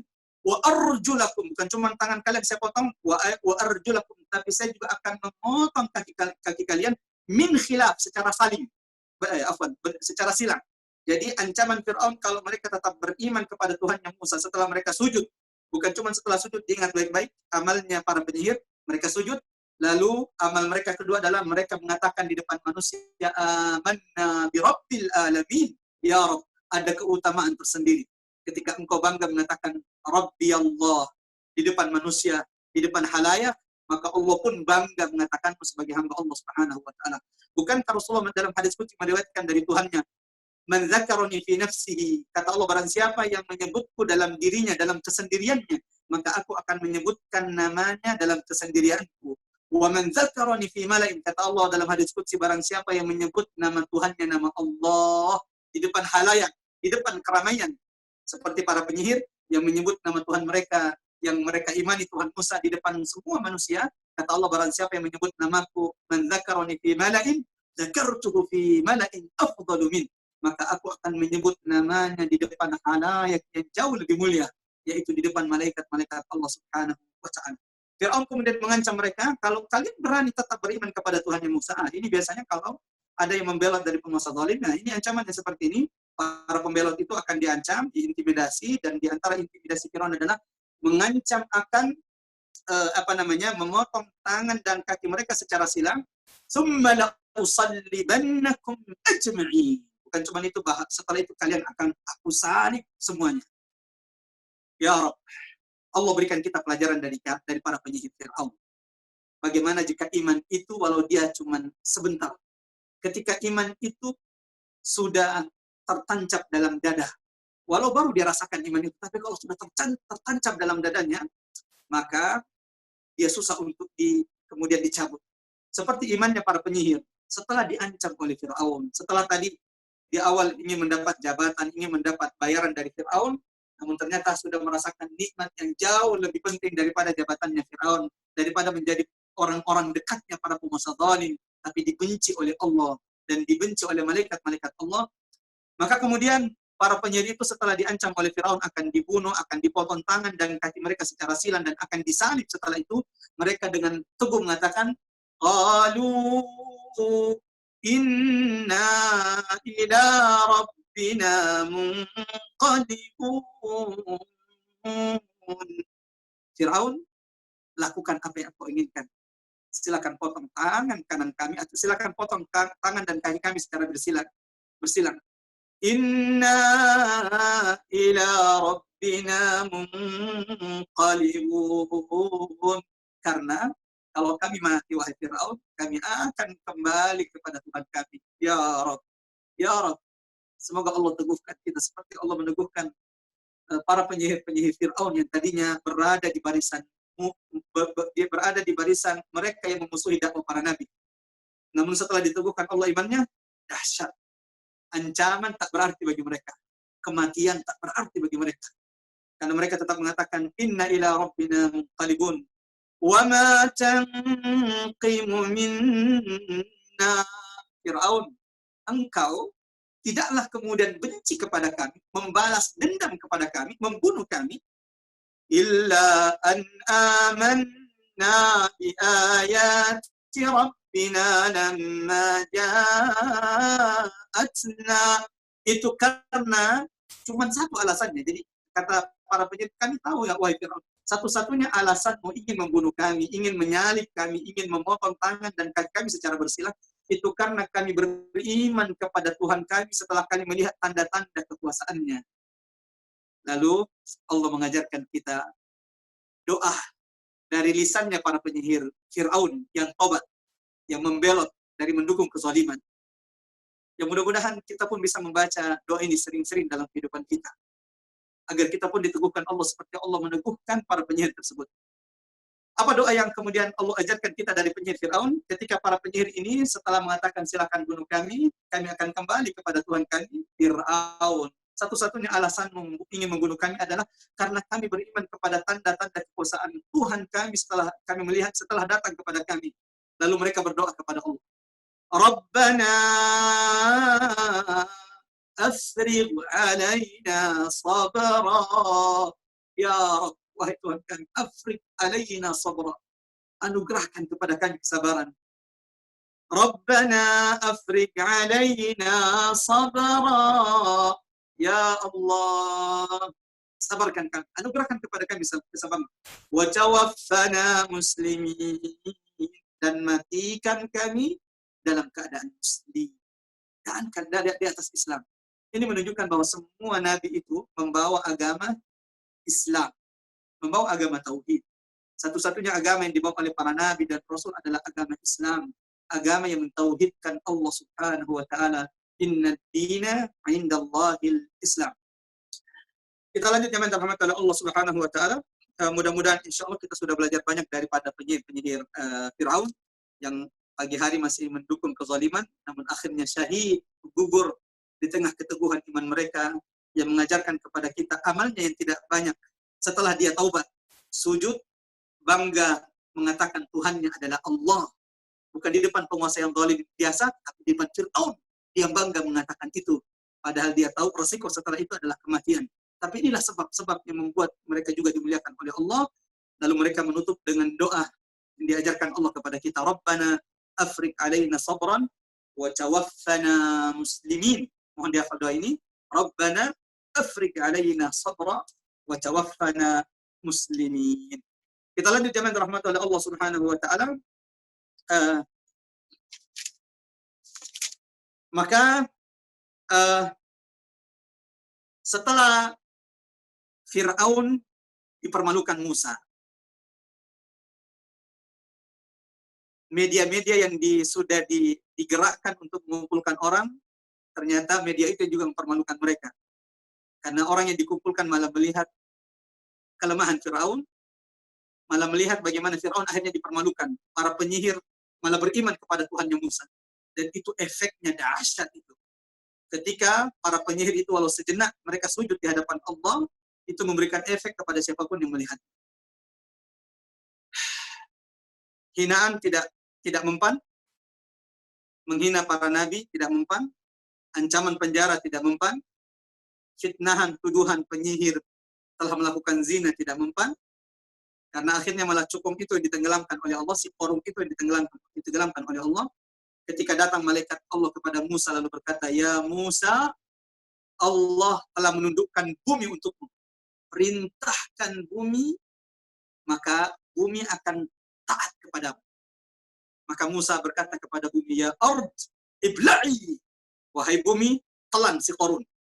Dan ternyata Qarun itu awalnya adalah pendukung Musa. Inna Qaruna kana min qaumi Musa. Awalnya adalah, bahkan masih ada dalam buku-buku tafsir disebutkan, Qarun itu kerabatnya Musa, bahkan yang mendoakan dia kaya itu Musa. Namun akhirnya itulah, ketika manusia semakin tamak dengan dunia diinginkannya, ketika dia takut dengan hartanya, dia takut dengan bisnisnya, maka mungkin dia lihat kalau dia dekat dengan Fir'aun, harta hartanya, kekayaannya ini akan jauh lebih aman, maka dia lebih memilih mendekat dengan penguasa yang zalim daripada mendekat kepada Musa. Walau dia tahu, ya Rabb, laqad kana fi qasasihim, telah terdapat pada kisah-kisah mereka. Kisah-kisah yang Allah abadikan dalam Al-Quran, ibrah, pelajaran, durus di ulil albab. Tapi bukan bagi semua manusia, hanya bagi orang-orang yang berakal. Hanya bagi mereka yang ingin merenungi, mentadaburi kisah-kisah tersebut. Menghinakan para nabi tidak mempan, ancaman penjara tidak mempan, fitnah sebagai penyihir, fitnah sebagai pernah berzina tidak mempan. Lalu kemudian ingin dipermalukan di depan halayak, ingin disihir di depan halayak, malah si penyihirnya Fir'aun yang kemudian malah membelot dan akhirnya beriman kepada Tuhannya Musa, dan ini Fir'aun betul-betul dipermalukan di depan halayak saat itu. Bahkan beberapa buku yang pernah saya baca atau di salah satu literatur yang saya baca, Asia hampir saja sujud ketika melihat para penyihir itu beriman kepada Allah karena bahagia. Kalaulah bukan dia berada di dekat Fir'aun karena dia adalah istri Fir'aun, maka dia pun akan sujud bersama sujudnya para penyihir tersebut. Setelah semua ini tidak mempan, apalagi yang diusahakan Fir'aun. Dan tidak ada penguasa zalim kecuali akan mengikuti jejaknya Fir'aun. Melecehkan ulama, menghinakan ulama, mengancam penjara, kalau tidak mempan, memainkan sihirnya, kalau tidak mempan, terus berikut. Memfitnah mereka dengan segala bentuk fitnahan untuk merusak citra ulama. Dan itu dari dulu. Kenapa dirusak citra ulama? Tadi saya katakan bahwa kalau ingin menghancurkan sebuah negara, lakukan 3 hal. Rusak pendidikannya, rusak keluarganya, rusak keluarga dalam negeri tersebut. Yang terakhir adalah hancurkan keteladanan dengan merusak citra ulama. Kita lanjut. Setelah semua fase-fase yang saya sebutkan ini tidak mempan, fase apa lagi yang dilakukan Fir'aun? Yang Allah abadikan dalam Al-Quran. Setelah tuduhan zina tidak mempan, kerjasama dengan si tukang yang menggelontorkan duit, si Qarun maksudnya, maka fase berikutnya adalah setelah semua itu tidak mempan, membungkam Musa, fase berikutnya yang diniatkan Fir'aun adalah al-qatl, membunuh Nabi. Ini sudah tidak punya akal ketika mereka sudah ingin membunuh Nabi. Seperti para penguasa-penguasa zalim yang tidak punya hati memenjarakan ulama. Saya tidak ingin maksudnya ya, kalau ada penguasa zalim yang memenjarakan ulama. Darah ulama, daging ulama itu beracun. Kalaupun mereka tetap dalam kekuasaannya dengan memenjarakan ulama, itu berarti Allah menangguhkan azab terbaik mereka agar mereka tidak mendapatkannya di dunia tetapi kemudian di akhirat. Kalau kita pikir, bisa juga ya Fir'aun kepikir membunuh Musa. Tidak takut apa membunuh. Sudah dia lihat bagaimana para penyihir itu kemudian, tapi masih berpikir juga membunuh Musa. Ya itulah orang-orang zalim ketika sudah takut dengan kekuasaannya, ketika sudah menghamba dengan kekuasaan, apapun mereka lakukan. Termasuk membunuh Nabi Allah. Ini bukan cuma ulama, ini membunuh Nabi Allah. Itu mereka inginkan. Seperti yang Allah abadikan dalam surah Ghafir ayat 26-27. A'udzubillahi minasyaitonirrajim. Wa qala Fir'aun, dan berkatalah Fir'aun, Zaruni aqatul Musa. Zaruni aqatul Musa wal yad'u rabbah. Sudah ingin membunuh Nabi Allah, kurang ajar lagi sama Allah. Apa kata Fir'aun? Zaruni aqtul Musa, biarkan aku bunuh Musa.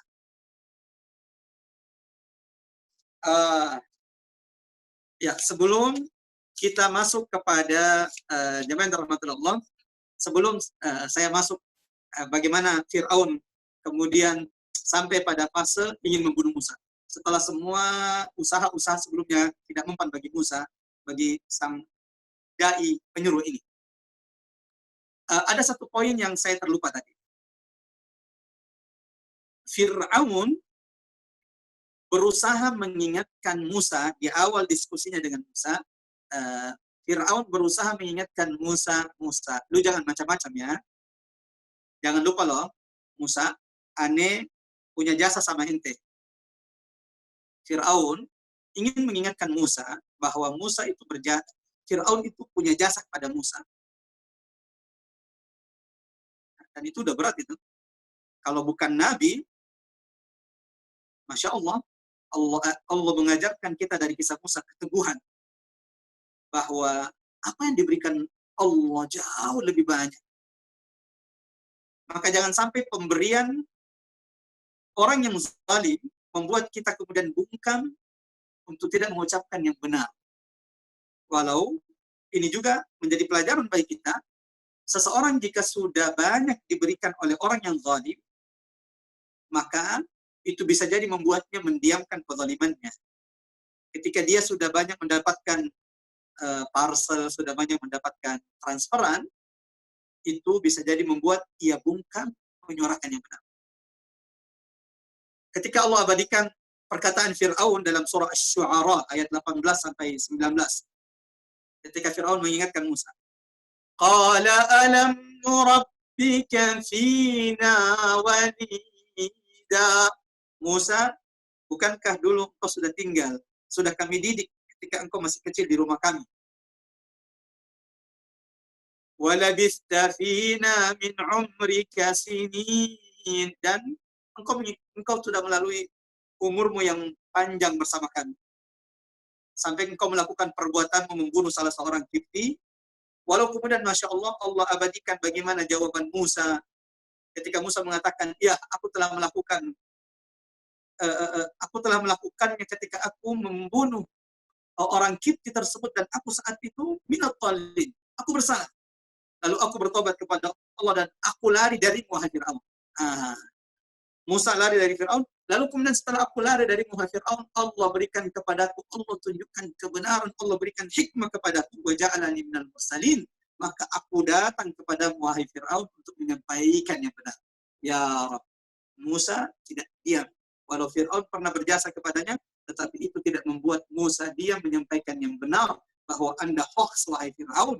Anda bukanlah Tuhan, Anda ini manusia biasa.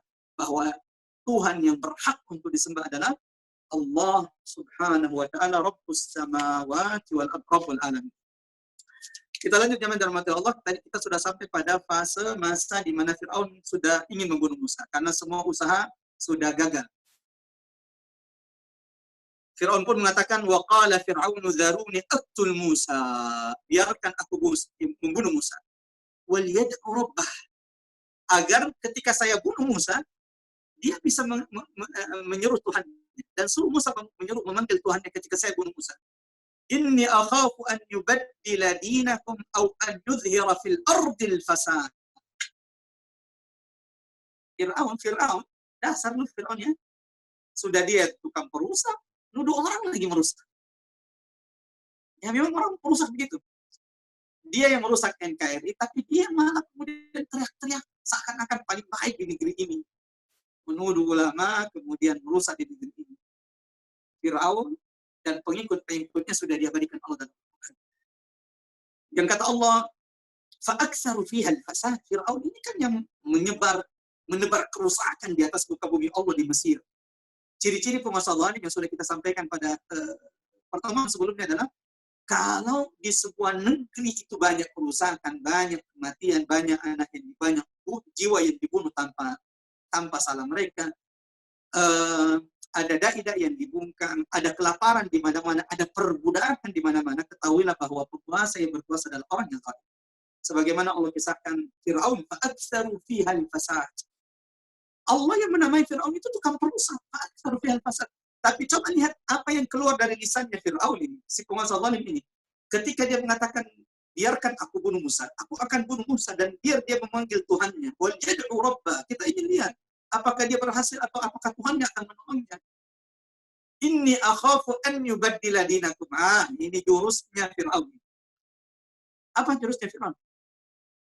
Saya takut ini Musa yang datang mengaku-ngaku bawa ayat dari Tuhan.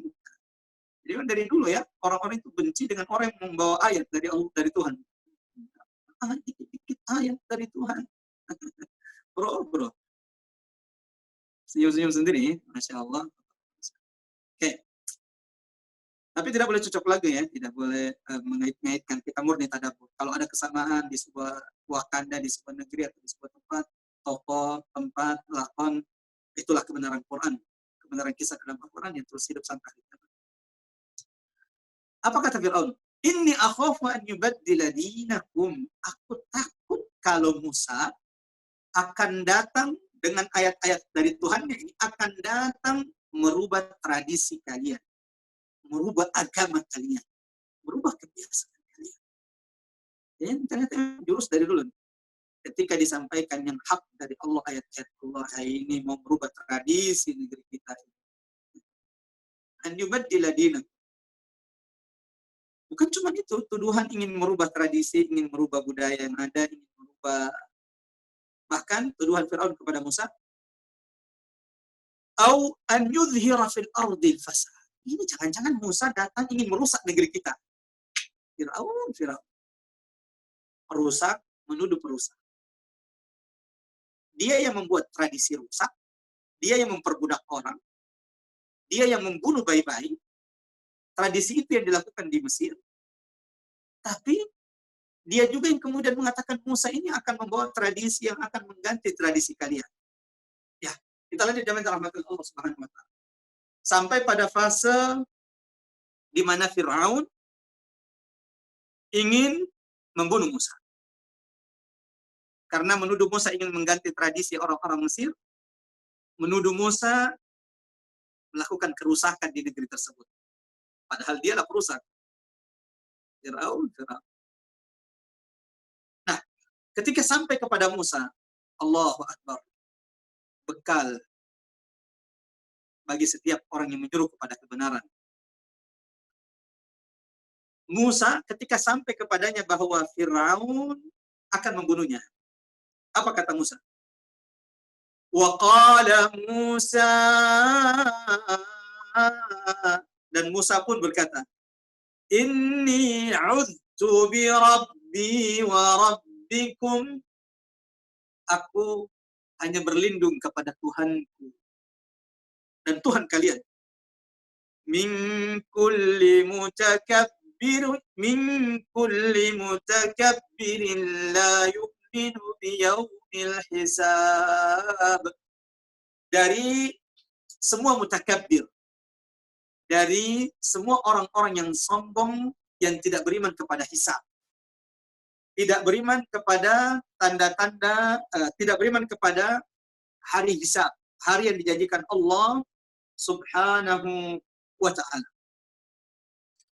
Jemaah dirahmati oleh Allah Subhanahu wa ta'ala, disinilah Allah ketika Fir'aun sudah sampai di puncak kezalimannya ingin membunuh Musa. Bukan cuma ingin membunuh Musa, tapi juga ingin membunuh setiap pengikut Musa. Disinilah satu lagi tokoh penting Allah munculkan dalam kisah Musa. Ya Rabb. Tidak disebut namanya. Tidak diabadikan siapa namanya, Fulan bin Fulan, tidak disebut. Tetapi Allah abadikan amalnya, dan ini menjadi pelajaran penting bagi kita. Tidak penting namamu dimunculkan, tetapi yang penting adalah ketika engkau kemudian namamu, ketika amalmu dikekalkan oleh Allah Subhanahu wa ta'ala. Dalam surah Yasin Allah berfirman, wa naktubu ma qaddamu wa atharahum. Kami akan menulis setiap amal-amal yang mereka lakukan. Bukan cuma amal-amal yang kita lakukan, wa atharahum, serta bekas-bekas kebaikan yang mereka tinggalkan. Sehingga ulama mengatakan, utruk atharon tayyiban. Tinggalkan wahai hamba Allah bekas-bekas yang baik setelah sebelum engkau mati. Karena bisa jadi kebaikanmu dari bekas-bekas kebaikan yang engkau tinggalkan jauh lebih baik dibanding amal-amal yang engkau lakukan ketika engkau masih hidup. Ketika Fir'aun sudah mengumpulkan pejabat-pejabatnya lalu mengatakan, Daruni aqtul Musa, biarkan aku membunuh Musa, dan biar Musa memanggil Tuhannya. Kita lihat datang nggak Tuhannya Musa. Musa ini aku takut dia akan merubah tradisi kalian, merubah agama kalian. Atau Musa jangan-jangan ingin melakukan kerusakan di atas muka bumi. Dua fitnah Fir'aun, fitnah lain Fir'aun kepada semua kepada Nabi Allah, kepada penyuruh, kepada yang benar, kepada yang hak. Satu, fitnahan akan merubah tradisi yang ada. Dua, fitnahan akan melakukan perusakan di negeri Fir'aun atau di Mesir. Maka ketika Fir'aun sudah hendak membunuhnya, maka di sinilah Allah munculkan sosok laki-laki yang beriman, yang tidak disebut siapa nama orang ini. Namun Allah Subhanahu wa Ta'ala abadikan peran pentingnya di dalam Al-Quran. Ketika Fir'aun ingin membunuh ketika Fir'aun ingin membunuh Musa, maka Allah munculkan tokoh penting di dalam kisah Musa yang kemudian mengingatkan Fir'aun untuk tidak membunuh Musa. Yang semoga terus ada orang seperti ini. Walau tidak terang-terangan melawan, tetapi setidaknya dia berusaha melakukan perbaikan di tengah kezaliman. Dengan mengingatkan, karena kan penguasa zalim itu membuat dia semakin zalim karena pembisiknya. Nah, di sini penting orang-orang baik untuk kemudian juga membisikkan kebaikan kepada orang-orang yang zalim. Fir'aun itu bisa sezalim-zalim seperti itu karena pembisiknya bukan main. Pembisiknya adalah Haman, yang juga berkali-kali disebutkan namanya dalam Al-Quran, dan dialah tokoh penting di balik kesesatan Fir'aun. Dialah yang mencitrakan Fir'aun seakan-akan hebat, namun juga Allah abadikan bagaimana hancurnya Fir'aun, tenggelamnya Fir'aun juga tidak lepas dari dari si Haman ini. Jemaah yang rahmatullah Allah Subhanahu wa Ta'ala, kita lanjutkan. Sebentar. Ya. Tiba-tiba ketika Fir'aun ingin membunuh Musa, Allah abadikan dalam surah Ghafir ayat 28. Wa qala rajulun mu'minun min ali Fir'aun. Tiba-tiba muncul seorang laki-laki dari keluarga Fir'aun. Min ali Fir'aun, dari orang-orang terdekat Fir'aun. Sebagian ulama mengatakan bahwa orang ini adalah orang yang punya peran jabatan penting. Karena kalau dia bukan orang yang punya jabatan penting, sudah habis juga dia dibunuh.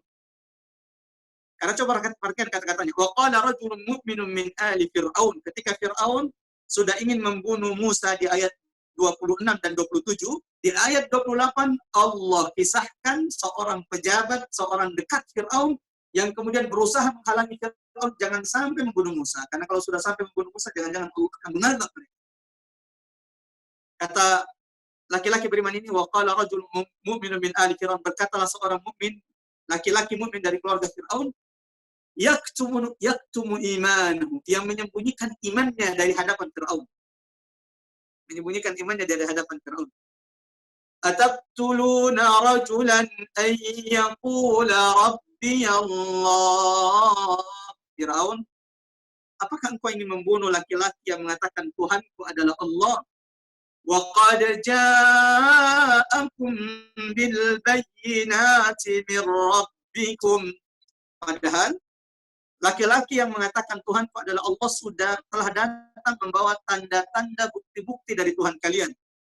Wa iyyaku kadziban fa'alayhi kizbuh. Kalaupun dia pendusta, maka dustanya akan menimpa dia sendiri. Wa iyyaku sadiqa. Tapi hati-hati kalau seandainya laki-laki yang engkau ingin bunuh ini gara-gara mengatakan Tuhanku adalah Allah, kalau dia jujur, yusibkum ba'dul ladzi ya'idukum, maka kalian akan ditimpa apa yang telah diancamkan laki-laki tersebut kepada kalian. Innallaha la yahdi man huwa musrifun kadzdzab. Keren betul dia mengatakan ini di depan Firaun. Coba katakan. Apakah engkau ingin membunuh laki-laki yang hanya mengatakan Tuhanku adalah Allah satu? Sementara dia sudah membawakan bukti-bukti, ini kan kata-katanya udah keras ini. Kalau dia dusta, maka dustanya akan menimpa dia. Tapi kalau dia jujur, kalian akan ditimpa apa yang sudah dijanjikan Tuhannya kepada kalian. Inna Allah, sesungguhnya Allah, wahai Fir'aun, wahai para pejabat, la yahdi man huwa musrifun kadzdzab, tidak akan memberi petunjuk kepada orang-orang yang melampaui batas lagi pendusta. Di sinilah ulama mengatakan, beberapa ulama ketika menafsirkan ayat ini, ini adalah orang penting. Karena kalau bukan orang penting ini sudah dibunuh. Tapi coba perhatikan Fir'aun ketika dibantah, ketika laki-laki beriman yang menyembunyikan imannya ini melarangnya untuk membunuh Musa, yang sudah kita dengarkan kata-katanya, maka Fir'aun di ayat 29 surah Ghafir mengatakan, Qala Fir'aun, ma urikum illa ma ara, wa ma ahdikum illa sabilar rasyad. Ini adalah keputusan terbaik yang saya lihat buat kalian semuanya. Lalu kemudian, ketika melihat Fir'aun tetap ingin melakukan apa yang diinginkannya, yaitu membunuh Musa, lagi-lagi Allah abadikan usaha dari laki-laki beriman ini untuk mengingatkan Fir'aun. Wa qala alladhi amana ya qaumi inni akhafu alaikum misla yaumil ahzab. Wahai kaumku, jika kalian tetap melakukannya, aku takut akan tertimpa, kalian akan ditimpa misla yaumil ahzab, seperti apa yang menimpa umat-umat sebelum kita yang Allah turunkan azab kepada mereka. Misla da'di qaumi Nuhin wa 'ad wa Thamud, seperti apa yang menimpa kaum Nuh, kaum 'ad, kaum Thamud, walladzina min ba'dihim, dan orang-orang yang setelahnya. Wa mallahu yuridu zulman lil ibad, dan sesungguhnya Allah tidaklah menginginkan kezaliman bagi hambanya. Kita singkat jemaah yang dirahmati Allah Subhanahu wa taala.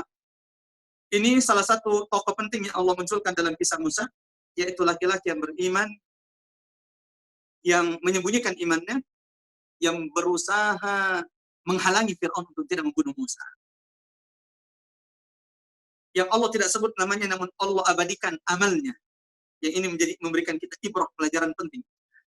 Lalu kemudian jemaah yang dirahmati oleh Allah Subhanahu wa taala, singkat cerita bahwa kemudian Fir'aun tetap ingin membunuh Musa, dan bahkan setelah itu Fir'aun semakin kencang, semakin gencar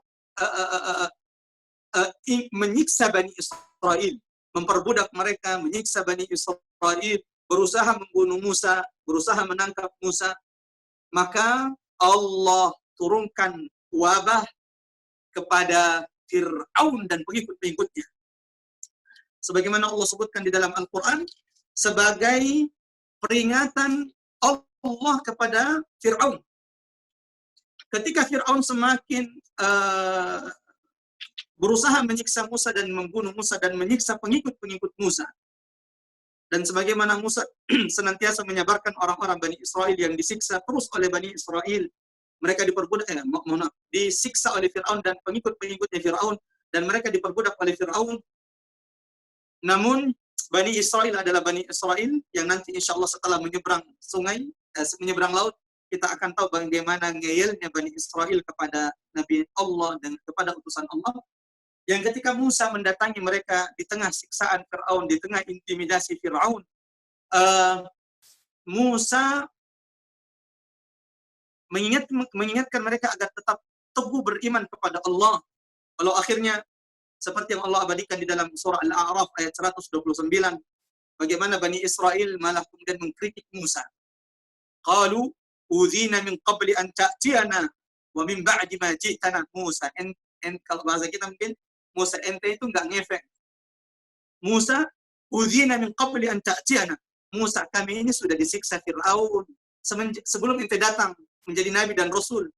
Wa min ba'di ma ji'tana, bahkan setelah ente pun datang sebagai nabi dan rasul, katanya penyelamat bagi kami juga tetap disiksa Fir'aun, diperbudak oleh Fir'aun, anak-anak laki-lakinya dibunuh, perempuannya dibiarkan hidup agar bisa menjadi budak-budak Fir'aun dan dikerjakan oleh Fir'aun.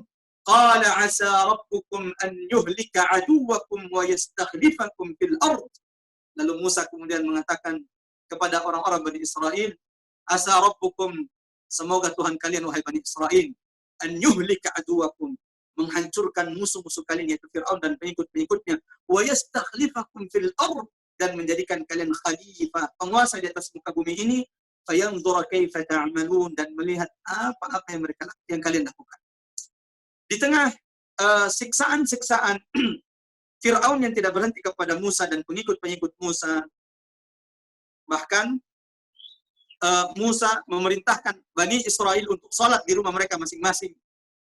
Karena Fir'aun dan tentara-tentaranya yang menyiksa mereka jika mereka keluar dari rumahnya. Maka Musa kemudian memerintahkan mereka untuk menjadikan rumah-rumah mereka sebagai tempat ibadah mereka. Ya Rob, agak mirip juga dengan kondisi kita kali ini, ketika kita kemudian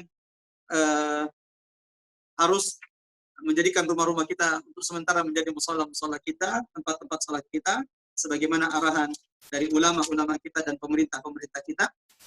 Maka Musa kemudian menguatkan Bani Israel, semoga Allah menghancurkan musuh kalian, dan Allah jadikan kalian penguasa di atas muka bumi ini,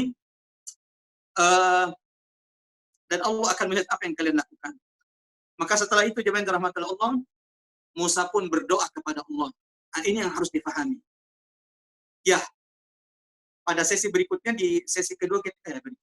pada sesi kedua yang lalu kita sudah mengatakan bahwa lihat bagaimana Allah mengingatkan kepada Musa ketika datang berdakwah kepada Fir'aun. Faqula lahu, wahai Musa dan Harun, katakan kepada Fir'aun kata-kata yang lembut. Ya, katakan kepada kata-kata yang lembut. Sampai kepada Fir'aun, Allah perintahkan Musa untuk mengatakan kata-kata lembut. Tapi jangan pakai juga dalil itu. Kemudian ketika ada orang yang zalim, penguasa yang zalim, lalu kemudian nggak boleh loh berkata-kata begitu kepada penguasa. Musa aja kepada Fir'aun. Ya, Musa saja kepada Fir'aun diperintahkan Allah berkata lembut di fase awal dakwah Musa kepada Fir'aun. Tapi setelah Fir'aun tetap ngeyel, tidak mau meninggalkan kezalimannya, tetap bahkan ingin membunuh Musa, ingin membunuh orang yang membongkar, ingin membunuh orang yang menyerukan kebenaran, yang mengatakan bahwa Fir'aun bukanlah Tuhan, ini adalah Tuhan bohong-bohongan. Maka setelah Fir'aun tidak berubah, coba perhatikan apa yang didoakan oleh Musa. Ketika Musa, yang Allah abadikan doanya dalam Al-Quran surah Yunus, ayat 88 sampai ayat 89. Allahu Akbar, sudah azan? Ya, berarti kita lanjutkan di sesi ketiga insya Allah. Di sesi keempat, ba'da salat asar, mohon diingatkan. Padahal sudah dekat laut sebenarnya ini. Sudah dekat laut.